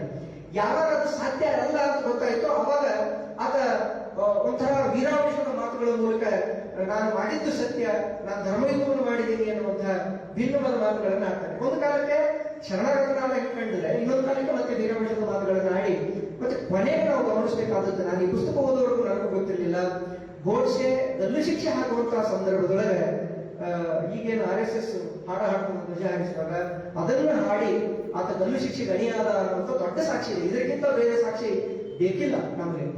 ಇಂಥ ಕೆಲವು ಮಹತ್ವದ ಇದನ್ನ ಅವರು ಕೊಡ್ತಾ ಹೋಗ್ತಾರೆ. ಮತ್ತೆ ಸದಾ ಒಂದ್ಸಲ ಮತ್ತೆ ವಿ.ಡಿ. ಸಾವರ್ಕರ್ ಇವರಿಬ್ಬರಿಗಿಂತೂ ಭಿನ್ನವಾದಂತ ವ್ಯಕ್ತಿ. ಆದ್ರೆ ಅವರೆಲ್ಲರನ್ನ ಸರಳ ಒಂದು ಬಿಂದುವಿನಲ್ಲಿ ಕಟ್ಟಿ ಹಾಕಿದ್ದು ಮಾತ್ರ ಚಿಪ್ಪಾವನ ಬ್ರಾಹ್ಮಣ ಕುಲದವರು ಅವರೆಲ್ಲರೂ ಅನ್ನುವಂಥದ್ದು, ಮತ್ತೆ ಹಿಂದೂ ರಾಷ್ಟ್ರದ ಪರಿಕಲ್ಪನೆ ಅನ್ನುವಂಥ ಒಂದು ನಂಬಿಕೆ, ಗಾಂಧಿಯನ್ನು ವಿರೋಧಿಸಬೇಕು ಅನ್ನುವಂಥದ್ದು. ವಿ.ಡಿ. ಸಾವರ್ಕರ್ ಹೇಗೆ, ಯಾಕೆ, ಯಾವ ಸಂದರ್ಭದೊಳಗೆ ಗಾಂಧಿ ವಿರೋಧಿ ಆದ ಅನ್ನುವಂಥದ್ದು ನಮ್ಗೆ ಗೊತ್ತಾಗಲ್ಲ. ವಿ.ಡಿ. ಸಾವರ್ಕರ್ ಮತ್ತು ಗಾಂಧಿ 2 ಸಲ ಭೇಟಿ ಆಗ್ತಾರೆ. 1909 ಸುಮಾರು ಲಂಡನ್ನಲ್ಲಿ ಒಂದ್ಸಲ ಭೇಟಿ ಆಗ್ತಾರೆ, ಒಂದೇ ವೇದಿಕೆ ಮೇಲೆ ಇರ್ತಾರೆ. ವಿ.ಡಿ. ಸಾವರ್ಕರ್ ಅವರ ಅಧ್ಯಕ್ಷರಾದ ಒಂದು ಕಾರ್ಯಕ್ರಮದ ವೇದಿಕೆಯಲ್ಲಿ ಗಾಂಧೀಜಿಯ ಭಾಷಣ ಇರ್ತದೆ. ಒಂದು ಯಾವುದೋ ವಿಜಯೋತ್ಸವದ ಸಂದರ್ಭದೊಳಗೆ ಅವರಿಬ್ಬರು ಭೇಟಿ ಆಗ್ತಾರೆ. ಆನಂತರ ಗಾಂಧೀಜಿನೇ ಖುದ್ದು ವಿ.ಡಿ. ಸಾವರ್ಕರ್ ಅವರಿಗೆ ಗೃಹಬಂಧನದಲ್ಲಿಟ್ಟಾಗ ರತ್ನಗಿರಿಗೆ ಹೋಗಿ ಭೇಟಿ ಮಾಡುವಂತ ಒಂದು ಸನ್ನಿವೇಶವನ್ನು ಸೃಷ್ಟಿ ಮಾಡುವಂತ ಸ್ವತಃ ಅವರದೇ ಇಚ್ಛೆ ಆತನಿಗೆ ಹೋಗಿ ಭೇಟಿ ಮಾಡಿ ಅವರ ಕಲ್ಪನೆಗಳನ್ನು ಸರಿ ಮಾಡಬೇಕು ಅನ್ನುವಂಥದ್ದು. ಹೀಗೆ ಮತ್ತೆ 1930 ತನಕನೂ ಕೂಡ ಗೋಡ್ಸೆ ಭಾರತದ ರಾಷ್ಟ್ರೀಯ ಸ್ವಾತಂತ್ರ್ಯ ಚಳವಳಿಯ ಬಹುದೊಡ್ಡ ಪಾಲುದಾರನಾಗಿದ್ದ. ಅಸಹಕಾರ ಚಳವಳಿಯ ಕಾಲಕ್ಕೆ ಅವನಿಗೆ ರಾಜಕೀಯ ತಿಳುವಳಿಕೆ ಇರಲಿಲ್ಲ ಅಂತಂದ್ರೂ ಕೂಡ ಒಂದು ತೀರ್ಮಾನವನ್ನು ಅವನು ಕಟ್ಕೊಳ್ಳಕ್ಕೆ ಸಾಧ್ಯ ಆಗಿಲ್ಲ ಅನ್ನೋದನ್ನು ಇಟ್ಟುಕೊಂಡರೂ ಕೂಡ ಆ ಚಳವಳಿಯಲ್ಲಿ ಆತ ಪಾಲ್ಗೊಂಡಿದ್ದ. ಸ್ಥಳೀಯವಾಗಿ ನಡೆಯುವಂತಹ ಕಾಂಗ್ರೆಸ್ ಸಂದರ್ಭಿತ ಚಟುವಟಿಕೆಗಳಲ್ಲಿ ಏನಿದ್ವಲ್ಲ ಅಲ್ಲೆಲ್ಲ ಇವರು ಮುಖ್ಯ ಭಾಷಣಕಾರರಾಗಿ ಹೋಗ್ತಾ ಇದ್ದ ಗೋಡ್ಸೆ. ಹಾಗಿದ್ದ ಗೋಡ್ಸೆ ಸಾವರ್ಕರ್ನ ಜೊತೆ ಸಂಪರ್ಕ ಬಂದ ನಂತರ, ಆಪ್ಟೆ ಜೊತೆ ಸಂಪರ್ಕ ಬಂದ ನಂತರ ಗಾಂಧಿ ವಿರೋಧಿಯಾಗಿ ಬದಲಾಗ್ತಾನೆ. ಗಾಂಧಿ ವಿರೋಧಿಯಾಗಿ ಬದಲಾಗುವುದಕ್ಕೆ ಅವನೇ ಹೇಳಿಕೊಂಡ ಹಾಗೆ, ಅಂದ್ರೆ ತನ್ನದು ಅಂತ ನಂಬಿರುವಂತಹ ತನ್ನ ದೇಶವನ್ನ ಗಾಂಧಿ ಒಡೆದು ಇನ್ನೊಬ್ಬರಿಗೆ ಕೊಡ್ತಾ ಇದ್ದಾರೆ ಅನ್ನುವಂತಹ ಒಂದು ತಪ್ಪು ತಿಳುವಳಿಕೆಯನ್ನು ಅವನು ಕಟ್ಕೊಳ್ತಾನೆ. ಒಂದು ಸರಳೀಕೃತ ಚರಿತ್ರೆಯ ನಂಬಿಕೆಯನ್ನು ಅವನು ಕಟ್ಕೊಳ್ತಾನೆ. ಆ ಕಟ್ಟಿಕೊಳ್ಳುವಿಕೆಗೆ ಹಿಂದೆ ಸಾವರ್ಕರ್ ಮತ್ತು ಆಪ್ಟೆ ಅವರು ಮಾಡಿದಂತಹ ಒಂದು ಐಡಿಯಾಲಜಿ ಕೆಲಸ ಮಾಡಿರ್ತದೆ. ಹಾಗಾಗಿ ಆತ ಆ ನಂಬಿಕೆಯನ್ನು ಕಟ್ಕೊಂಡು ಈ ವಿಭಜನೆ ಸಿದ್ಧಾಂತಕ್ಕೆ ತನ್ನವರು ಪಟ್ಟ ಕೊಡುಗೆಯನ್ನು ಆತ ಜಾಣ್ಮೆಯನ್ನು ಬರೀತಾನೆ. ಮೊಟ್ಟ ಮೊದಲ ಬಾರಿಗೆ ಒಂದು ಕಿರುಹಂತಿಗೆಯನ್ನು ಪ್ರಕಟ ಮಾಡುವುದರ ಮೂಲಕ ಈ ದೇಶದೊಳಗೆ 2 ದೇಶಗಳಿದಾವೆ ಅಂತ ದ್ವಿರಾಷ್ಟ್ರ ಪರಿಕಲ್ಪನೆಯನ್ನು ಕೊಟ್ಟದ್ದು ವಿ.ಡಿ. ಸಾವರ್ಕರ್. 1927 ಸುಮಾರಿಗೆ ಒಂದು ಕಿರುಹಂತಿಗೆಯನ್ನು ಪ್ರಕಟ ಮಾಡ್ತಾರೆ. ಮಾಡಿ ಈ ದೇಶದಲ್ಲಿ 2 ರಾಷ್ಟ್ರಗಳಿದಾವೆ, ಅವೆಂದೂ ಕೂಡ ಜೊತೆಯಾಗಿ ಬದುಕಲಿಕ್ಕೆ ಸಾಧ್ಯ ಇಲ್ಲ ಅಂತ ಅವರಲ್ಲಿ ಬರೀತಾರೆ. ಇವತ್ತಿಗೂ ದಾಖಲಿದೆ. ಅದು ಒಂದು ಮುಸ್ಲಿಂ ರಾಷ್ಟ್ರ ಇದ್ರೆ ಇನ್ನೊಂದು ಹಿಂದೂ ರಾಷ್ಟ್ರ ಇದೆ, ಹಾಗಾಗಿ ಅವೆರಡು ಭಿನ್ನವಾಗೇ ಬದುಕಬೇಕು ಅನ್ನುವಂಥ ದ್ವಿರಾಷ್ಟ್ರ ಪರಿಕಲ್ಪನೆಯನ್ನ ಈ ದೇಶಕ್ಕೆ ಮೊದಲು ಬಿತ್ತಿದ್ದೆ ವಿ.ಡಿ. ಸಾವರ್ಕರ್. ಆನಂತರ ಅದನ್ನು ಮೊಹಮ್ಮದ್ ಅಲಿ ಜಿನ್ನಾ ಬೇರೆ ರೂಪದಲ್ಲಿ ತಗೊಂಡು ಪಾಕಿಸ್ತಾನವನ್ನು ಮಾಡಿರುವಂಥದ್ದನ್ನು ನಾವು ನೋಡ್ತೀವಿ. ಈಗ ಈ ಸನ್ನಿವೇಶಗಳನ್ನು ನಡೆಯುವುದರೊಳಗೆ ಗಾಂಧೀಜಿಯನ್ನ ಇವರು ಹೇಗೆ ವಿರೋಧಿಸ್ತಾ ಹೋದ್ರು ಅನ್ನುವಂಥದ್ದನ್ನ ಅವ್ರು ಕೊಡ್ತಾರೆ. ಕೆಳಗಿರುವಂತಹ ಒಬ್ಬ ಸಂಶೋಧಕನ ದಾಖಲೆಯನ್ನ ಝಾ ಅವರು ಕೊಡೋದ್ರ ಮೂಲಕ ಸಾವರ್ಕರ್ಗೆ ಜೈಲಿನಲ್ಲಿದ್ದಾಗ ಮುಸ್ಲಿಂ ಕೆಲವು ವಾರ್ಡನ್ಗಳು ಕೊಟ್ಟ ಹಿಂಸೆಯ ಬಗ್ಗೆ ಒಂದಿಷ್ಟು ಬರೀತಾರೆ. ಅವರೊಬ್ಬರು ಮಾತ್ರ ಆ ಆಂಗಲಲ್ಲಿ ನೋಡಿರುವಂತಹ ಒಂದು ಬರವಣಿಗೆಗಳನ್ನು ಝಾ ಅವರು ಎತ್ತಿ ತೋರಿಸ್ತಾರೆ. ಆ ಕಾರಣಕ್ಕಾಗಿ ಅವನು ಮುಸ್ಲಿಂ ವಿರೋಧಿ ಮನೋಭಾವವನ್ನು ಬಳಸಿಕೊಂಡ ಅಂತ ಒಂದು ಪ್ರಶ್ನೆಯನ್ನು ಅವರು ಎತ್ತುತ್ತಾರೆ. ಆದರೆ ಝಾ ಅವರಿಗೆ ಸ್ಪಷ್ಟತೆ ಇದೆ, ಅದು ಮುಖ್ಯ ಅಲ್ಲ ಅನ್ನುವಂಥ. ಮುಂದೆ ಅವರು ಹೇಳ್ತಾ ಎಲ್ಲಿಗೆ ಬರ್ತಾರೆ ತೀರ್ಮಾನಕ್ಕೆ ಅಂತಂದ್ರೆ, ಬ್ರಿಟಿಷರ ಕುತಂತ್ರದ ಭಾಗವಾಗಿ ವಿ ಡಿ ಸಾವರ್ಕರ್ ಮತ್ತು ಅವರ ಸಹೋದರರು ಇಬ್ಬರು ಬೇಷರತ್ ಆಗಿ ಜೈಲಿನಿಂದ ಅಂದ್ರೆ ಅಂಡಮಾನ್ ಜೈಲಿನಿಂದ ಬಿಡುಗಡೆ ಆಗುವಂತ ಒಂದು ನಿಮಗೆ ಸುಳಿವುಗಳನ್ನ ಈ ಪುಸ್ತಕದಲ್ಲಿ ಜಾ ಅವರು ಕೊಡ್ತಾರೆ. ನಾವು ಓದ್ತಾ ಇದ್ದಂಗೆ ಗೊತ್ತಾಗ್ತದೆ ಬ್ರಿಟಿಷರು ಕುತಂತ್ರದ ಮೂಲಕ ಒಂದು ಮುಚ್ಚಳಿಕೆಯನ್ನು ಪತ್ರವನ್ನು ಬರ್ಕೊಂಡು ಇವರಿಬ್ಬರಿಗೂ ಕೊಡ್ತಾರೆ. ಅಂದ್ರೆ ಆ ಮುಚ್ಚಳಿಕೆ ಮುಖೇನ ಅವ್ರು ಏನ್ ಹೇಳ್ಕೊಂಡಿದ್ರು ಅಂತಂದ್ರೆ ನಾವು ಇನ್ನು ಮುಂದೆ ಪ್ರಭುತ್ವದ ವಿರುದ್ಧ ಪ್ರತಿಭಟನೆ ಮತ್ತು ಅಹಿಂಸೆ ಬೇರೆ ಯಾವುದೇ ಘಟನೆಗಳಲ್ಲಿ ಭಾಗವಹಿಸುವುದಿಲ್ಲ ಅನ್ನುವಂಥದ್ದನ್ನ ವಿ ಡಿ ಸಾವರ್ಕರ್ ಅವರು ಕೊಟ್ಟ ಸನ್ನಿವೇಶವನ್ನು ಇವರು ಎತ್ತಾರೆ. ಆನಂತರದ ವಿ ಡಿ ಸಾವರ್ಕರ್, ಅದಕ್ಕೂ ಮೊದಲಿದ್ದಂತಹ ವಿ ಡಿ ಸಾವರ್ಕರ್ಗೂ ಆನಂತರದ ವಿ ಡಿ ಸಾವರ್ಕರ್ಗೂ ಆಗಿರುವ ವ್ಯತ್ಯಾಸಗಳಿದಾವಲ್ಲ ಅವುಗಳನ್ನ ಇಲ್ಲಿ ಕಟ್ಟಿಕೊಡುವಂತಹ ಮತ್ತು ಮುಂಬೈ ಈ ಭಾಗದಲ್ಲಿ ಕಟ್ಟಿದಂತಹ ಒಂದು ನಂಬಿಕೆ ಇದೆಯಲ್ಲ ಅದು ಹೇಗೆ ಪ್ರಚಾರವನ್ನು ಪಡೆಯಿತು ಅನ್ನುವಂಥದ್ದು ಇಲ್ಲಿರುವ ಸದಸ್ಯರೇ ಅಲ್ಲಿರುತ್ತಿದ್ರು. ಹಾಗಾಗಿ ಎರಡು ಕೂಡ ಜೊತೆಯಾಗಿಯೇ ಕೆಲಸ ಮಾಡುವಂತಹ ಒಂದು ಸನ್ನಿವೇಶವನ್ನ ಅಲ್ಲಿ ನಾವು ನೋಡ್ತೀವಿ. ಹೀಗೆ ಮತ್ತೆ ಈ ಗೋಡ್ಸೆಯನ್ನ ಲೀಮೆ ಎನ್ನುವಂತಹ ಒಬ್ಬ ವ್ಯಕ್ತಿ RSS ಜೊತೆಗೆ ಜೋಡಿಸ್ತಾರೆ. ಆ ಲೀಮೆಯ ವ್ಯಕ್ತಿತ್ವವನ್ನ ಮತ್ತು RSS ಜೊತೆಗೆ ಗೋಡ್ಸೆ ಹೇಗೆ ಮಾರ್ಪಣೆ ಮಾಡದ ಕರೆ ಕೊಡ್ತಾರೆ. ನಿಜಾಮ್ ರಾಜಕೀಯ ಹಕ್ಕುಗಳ ಬೇಡಿಕೆ ಅನ್ನುವಂಥ ಒಂದು ಬೇಡಿಕೆ ಇಟ್ಕೊಂಡು ಹೋರಾಟವನ್ನು ಮಾಡ್ತಾರೆ. ಹಾಗೆ ಮಾಡದ ಸಂದರ್ಭದೊಳಗೆ ಸಾವರ್ಕರ್ ಅದನ್ನ ಪ್ರವೇಶ ಮಾಡ್ತಾರೆ. ಹಿಂದೂ ಮಹಾಸಭಾ ಮತ್ತು ಆರ್ಯ ಸಮಾಜದ ಮೂಲಕ ಅವರು ಅನಗತ್ಯವಾಗಿ ಪ್ರವೇಶ ಮಾಡಿ ಹಿಂದೂಗಳಿಗೆ ಇಲ್ಲಿ ದಮನ ಮಾಡಲಾಗ್ತಾ ಇದೆ, ಅವರ ಹಕ್ಕುಗಳನ್ನು ಕಸಿದುಕೊಳ್ಳಲಾಗ್ತಾ ಇದೆ ಎನ್ನುವಂತಹ ಒಂದು ಕಲ್ಪನೆ ಇಟ್ಟುಕೊಂಡು ಆರ್ಯ ಸಮಾಜ ಮತ್ತು ಹಿಂದೂ ಮಹಾಸಭಾಗಳು ಹೈದರಾಬಾದಿನ ಒಂದು ಹೋರಾಟವನ್ನು ಕಟ್ತವೆ. ಆ ಹೋರಾಟದ ನೇತೃತ್ವವನ್ನು ಈ ಗೋಡ್ಸೆಗೆ ಕೊಡಲಾಗ್ತದೆ. ವಿನಾಯಕ್ ರಾಮಚಂದ್ರ ಗೋಡ್ಸೆ ಅವರ ಮೂಲ ಹೆಸರು ಅವರಿಗೆ ಕೊಡ್ತಾರೆ. ಮತ್ತೆ ಅವರಲ್ಲಿ ಈ ತರದ ಹೋರಾಟಗಳಿಗೆ ಯಾರ ನೇತೃತ್ವವನ್ನು ವಹಿಸಿಕೊಳ್ತಾ ಇದ್ರು ಅವರಿಗೆ ಸರ್ವಾಧಿಕಾರಿ ಅಂತ ಕರೀತಾ ಇದ್ರು. ಸರ್ವಾಧಿಕಾರಿ ಎನ್ನುವಂತಹ ಪರಿಕಲ್ಪನೆಯನ್ನು ಅವರು ಯುರೋಪಿನ ಈ ಫ್ಯಾಸಿಸ್ಟ್ ಶಕ್ತಿಗಳಿಂದ ಪಡೀತಾರೆ. ಈ ಇಟಲಿ, ಜರ್ಮನಿ ಈ ತರದ ಮಾದರಿ. ಮತ್ತೆ ಗೋಳ್ವಾಲ್ಕರ್ ಅವರಿಗೆ ಸ್ಪಷ್ಟವಾದ ಕಲ್ಪನೆಗಳಿದ್ದು ಜರ್ಮನಿಯಲ್ಲಿ ಹೇಗೆ ಯಹೂದಿಗಳನ್ನ ಇವನು ಹಿಟ್ಲರ್ ನಡೆಸ್ಕೊಂಡನೋ ಹಾಗೆ ನಾವು ಮಾಡಬೇಕಾದ ಸಂದರ್ಭ ಇದೆ ಈ ಸಮಾಜಕ್ಕೆ ಅನ್ನುವಂತಹ ನಂಬಿಕೆಯನ್ನಿತ್ತು. ಅದನ್ನು ಸ್ಪಷ್ಟವಾಗಿ ಗೋಡ್ಸೆ ಮತ್ತು ಆಪ್ಟೆ ಸಾವರ್ಕರ್ ಅವರಿಗೆ ಹೇಳ್ತಾರೆ. ಹಾಗೆ ಒಂದು ನೇತೃತ್ವವನ್ನು ವಹಿಸಿಕೊಂಡ ಮೊಟ್ಟ ಮೊದಲ ಸರ್ವಾಧಿಕಾರಿ ಗೋಡ್ಸೆ ಆಗಿದ್ದ ಈ ದೇಶದೊಳಗೆ ಮೊದಲ ಸರ್ವಾಧಿಕಾರಿ. ಆದ್ರೆ ಸಾವರ್ಕರ್ ಹೈದರಾಬಾದ್ ಪ್ರವೇಶ ಮಾಡೋದಿಲ್ಲ ಅಂತ ಸಂಸ್ಥಾನವನ್ನು. ಅವನಿಗೆ ಗೊತ್ತಿತ್ತು ನಾನೇನಾದ್ರೂ ಹೈದರಾಬಾದ್ ಸಂಸ್ಥಾನಕ್ಕೆ ಪ್ರವೇಶ ಮಾಡಿದ್ರೆ ಈ ಹೋರಾಟದ ಮೂಲಕ ನನ್ನನ್ನು ಬಂಧಿಸಿ ಜೈಲಿಗೆ ಇರ್ತಾರೆ. ಅವನು ಜೈಲಿಗೆ ಹೋಗೋಕ್ಕೂ ತಯಾರಿರಲಿಲ್ಲ, ನೇರವಾಗಿ ಪಾಲುದಾರನಾಗೋಕ್ಕೂ ತಯಾರಿರಲಿಲ್ಲ, ಶಿಕ್ಷೆಯನ್ನು ಅನುಭವಿಸೋದಕ್ಕೂ ಆತ ತಯಾರಾಗಿರಲಿಲ್ಲ. ಆದ್ರೆ ತಾನು ನಾವು ಕಟ್ಕೊಂಡಂತ ನಂಬಿಕೆ ಇದೆಯಲ್ಲ ಅದು ಸಮಾಜದೊಳಗೆ ಶಾಂತಿ ಬರಬೇಕು ಅನ್ನುವಂಥ ಒಂದು ಗಟ್ಟಿಯಾದ ನಂಬಿಕೆ ಮಾತ್ರ ಅವನಿಗೆ ಇತ್ತು. ಹಾಗೆ ಬಂದು ಗೋಡ್ಸೆ ಇಲ್ಲಿ ಅರೆಸ್ಟ್ ಆಗ್ತಾನೆ. ಅರೆಸ್ಟ್ ಆದಾಗ ವಿನಾಯಕ್ ರಾಮಚಂದ್ರ ಗೋಡ್ಸೆ ಅನ್ನುವಂಥ ಹೆಸರು ತಾನು ಹೊರಗೆ ಬರಬಾರದು ಅನ್ನೋ ಕಾರಣಕ್ಕಾಗಿ ಅವನಿಗೆ ನಂಬಿಕೆ ಇತ್ತು, ಧೈರ್ಯಶಾಲಿಯಾಗಿರ್ಲಿಲ್ಲ. ಆಗಲೇ ಆತ ಮೊಟ್ಟ ಮೊದಲ ಬಾರಿಗೆ ಹೈದರಾಬಾದ್ ಜೈಲಿನ ಅಧಿಕಾರಿಗಳಿಗೆ ನಾಥಾರಾವ್ ಅನ್ನುವಂಥ ಹೆಸರು ಪರಿಚಯಿಸ್ಕೊತಾನೆ. ಅಲ್ಲಿವರೆಗೂ ಆ ಪರಿಚಯ ಇಲ್ಲ ಅವನಿಗೆ. ನಾಥಾರಾವ್ ಅಂತ ಇರಲಿಲ್ಲ, ಯಾಕೋ ಆ ಐಡಿಯಾ ಗೊತ್ತಿಲ್ಲ, ಅಥವಾ ಅದನ್ನು ಹೇಗೆ ಕೊಟ್ಟರೆ ಯಾರಾದ್ರೂ ಕೊಟ್ಟಿದ್ರೆ ಗೊತ್ತಿಲ್ಲ. ಈ ಪುಸ್ತಕದೊಳಗೆ ಅವರು ಸಿಗೋದಿಲ್ಲ ನಮಗೆ. ನಾಥಾರಾವ್ ಅಂತ ಮೊದಲು ಪರಿಚಯ ಆಗಿತ್ತು ಈ ಸಮಾಜಕ್ಕೆ, ಭಾರತೀಯ ಸಮಾಜಕ್ಕೆ ಹೈದರಾಬಾದಿನ ಜೈಲಿಗೆ.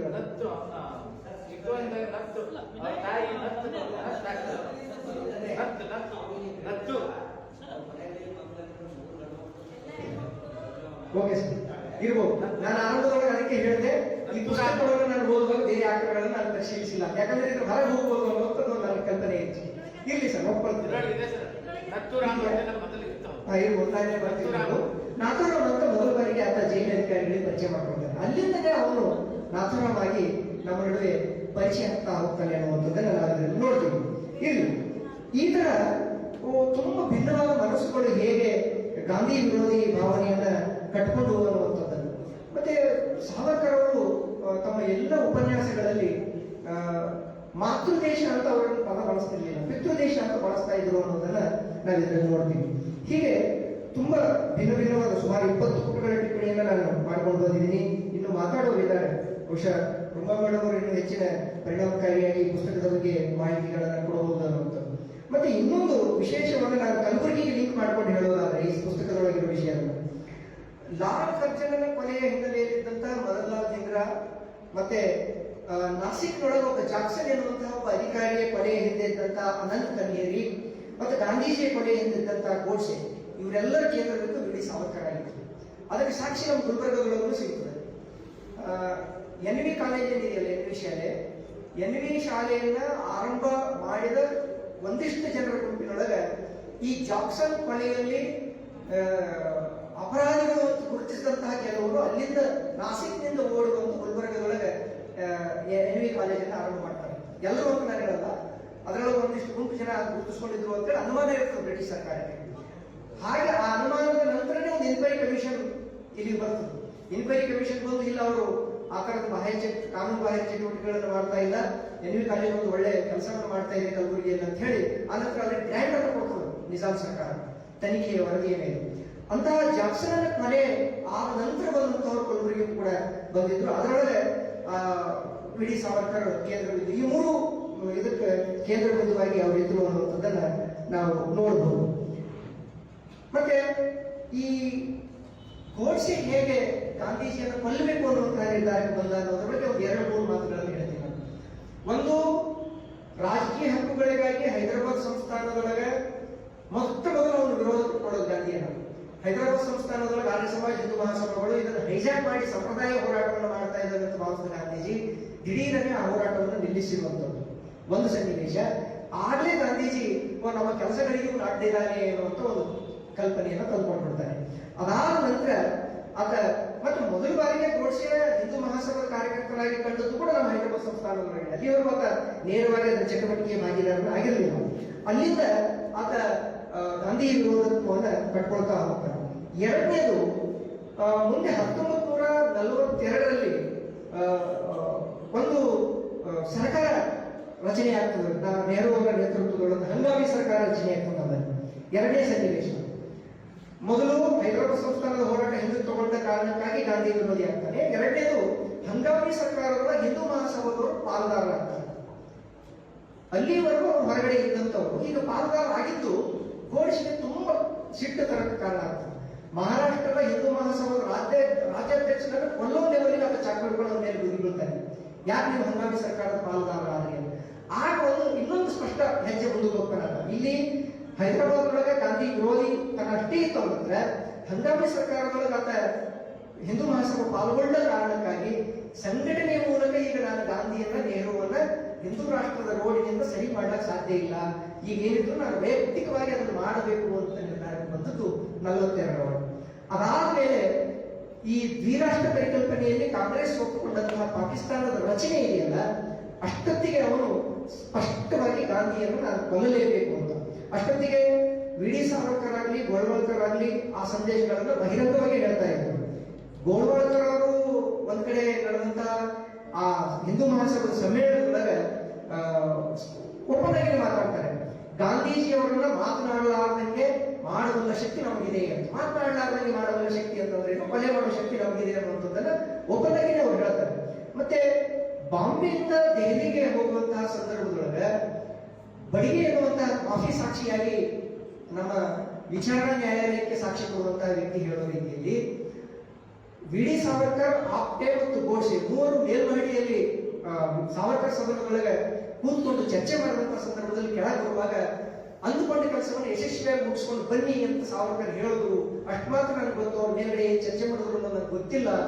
ಆದ್ರೆ ಆ ಕೆಲಸ ಇನ್ನೇ ಆಗಿತ್ತು ಅನ್ನೋದು ನನಗೂ ಗೊತ್ತಿರಲಿಲ್ಲ, ಇಲ್ಲಾಂದ್ರೆ ಹಿಂದಕ್ಕೆ ಆಗ್ತಿದ್ದೆ ಅಂತೇಳಿ ಬಡಿಗೆ ಅನ್ನುವಂಥ ಮಾಫಿ ಸಾಕ್ಷಿ ತನ್ನ ಮಾತುಗಳಲ್ಲಿ ಅವ್ರು ಹೇಳ್ತಾರೆ. ಹೀಗೆ ಎಲ್ಲವನ್ನು ತಗೊಂಡು ಒಯ್ದು ಝಾ ಅವರು ಸಾವರ್ಕರ್ ಅವರಿಗೆ ಈ ಘಟನೆಯನ್ನ ಲಿಂಕ್ ಕೊಡ್ತಾ ಹೋಗ್ತಾರೆ. ಹೀಗೆ 3 ಸನ್ನಿವೇಶಗಳು: ಹೈದರಾಬಾದ್ ಸಂಸ್ಥಾನದ ಹೋರಾಟ, ಹಂಗಾಮಿ ಸರ್ಕಾರದಲ್ಲಿ ಹಿಂದೂ ಮಹಾಸಭಾ ಪಾಲ್ಗೊಳ್ಳುವಿಕೆ, ದ್ವಿರಾಷ್ಟ್ರ ಒಪ್ಪಿಕೊಳ್ಳುವಿಕೆ ಗೋಡ್ಸೆಯನ್ನ ಸಂಘಟನೆಯಿಂದ ವ್ಯಕ್ತಿಗತ ನೆಲೆಗೆ ತಂದು ನಿಲ್ಲಿಸ್ತಾರೆ. ಸಂಘಟನೆಯ ಮುಖೇನ ಮಾಡಬೇಕು ಅಂತಂದ ಹೋರಾಟವನ್ನು ವ್ಯಕ್ತಿಗತ ನೆಲೆಗೆ ತಂದು ನಿಲ್ಲಿಸಿ ಆನಂತರ ಅವನು 4 ಸಲ ವಿಚಾರಣೆಯನ್ನು ಅಂದ್ರೆ ಸ್ಥಳ ಪರಿಶೀಲನೆಯನ್ನು ಮಾಡಿಕೊಂಡು ಗಾಂಧಿಯನ್ನ ಕೊಲ್ಲುವಂತಹ ಕೆಲಸವನ್ನು ಮಾಡ್ತಾನೆ. ಈ ಎಲ್ಲ ಪ್ರಕ್ರಿಯೆಗಳನ್ನ ತುಂಬಾ ಸರಳವಾದ ಭಾಷೆಯೊಳಗೆ ಮತ್ತೆ ಯಾವ ದಾಖಲೆಗಳಿಗೂ ಸಾಕ್ಷಿ ಇಲ್ಲದೆ, ಯಾವ ವಿವರಣೆಗಳಿಗೂ ಸಾಕ್ಷಿ ಇಲ್ಲದೆ, ದಾಖಲೆಗಳಿಲ್ಲದೆ ಒಂದೇ ಒಂದು ಪದವನ್ನು ಬರೆಯಲಾರದಂತ ಒಂದು ಜಾಗೃತಿಯನ್ನ ಏನೋ ಗಲ್ಲು ಶಿಕ್ಷೆಗೆ ಈಡಾದ ಹೊರತು ಹಾಗೆ ಕಾರಣವಾದ ಒಂದು ತಾತ್ವಿಕತೆ ಅಂತ್ಯ ಕೊಡ್ಲಿಕ್ಕೆ ಭಾರತೀಯ ಸಮಾಜಕ್ಕೆ ಆಗಲಿಲ್ಲ. ಅಂತಹ ಒಂದು ಪೈಶಾಚಿಕ ಸಿದ್ಧಾಂತ ನಮ್ಮ ನಡುವೆ ಇನ್ನೂ ತುಂಬಾ ಹೆಮ್ಮೆಯನ್ನು ಬದುಕ್ತಾ ಇರೋದನ್ನ ನಾವು ನೋಡ್ತೀವಿ. ಮತ್ತೆ ಗಾಂಧಿಯವರ ಬಗೆಗಿನ ಆತ್ಯಂತಿಕ ಸತ್ಯ ಆಗಿರುವಂತಹ ಅಂಬೇಡ್ಕರ್ ಅವರ ಮಾತು, ಗಾಂಧೀಜಿ ಅವರ ಸಮಸ್ಯೆ ಅಂತಂದ್ರೆ ಅವರು ಪೂರ್ಣ ಸತ್ಯವನ್ನು ಹೇಳ್ತಾರೆ, ಆ ಸತ್ಯವನ್ನ ಅರ್ಥ ಮಾಡ್ಕೊಳ್ಳಕ್ಕೆ ಈ ಸಮಾಜಕ್ಕೆ ಶಕ್ತಿ ಇಲ್ಲ ಅಂತ ಅಂಬೇಡ್ಕರ್ ನುಡಿತಾರಲ್ಲ. ಕೊನೆಗೆ ಅಲ್ಲಿಗೆ ಬಂದು ನಾವು ನಿಂತು ಗಾಂಧೀಜಿಯನ್ನ ಅಥವಾ ಅವರ ಕೊನೆಗೆ ಕಾರಣವಾದ ಸಂದರ್ಭವನ್ನ ತುಂಬಾ ಅರ್ಥಪೂರ್ಣವಾಗಿ ಸಲೀಸಾಗಿ ಅರ್ಥ ಮಾಡ್ಕೊಳ್ಬಹುದು ಅಂತ ಹೇಳ್ತಾ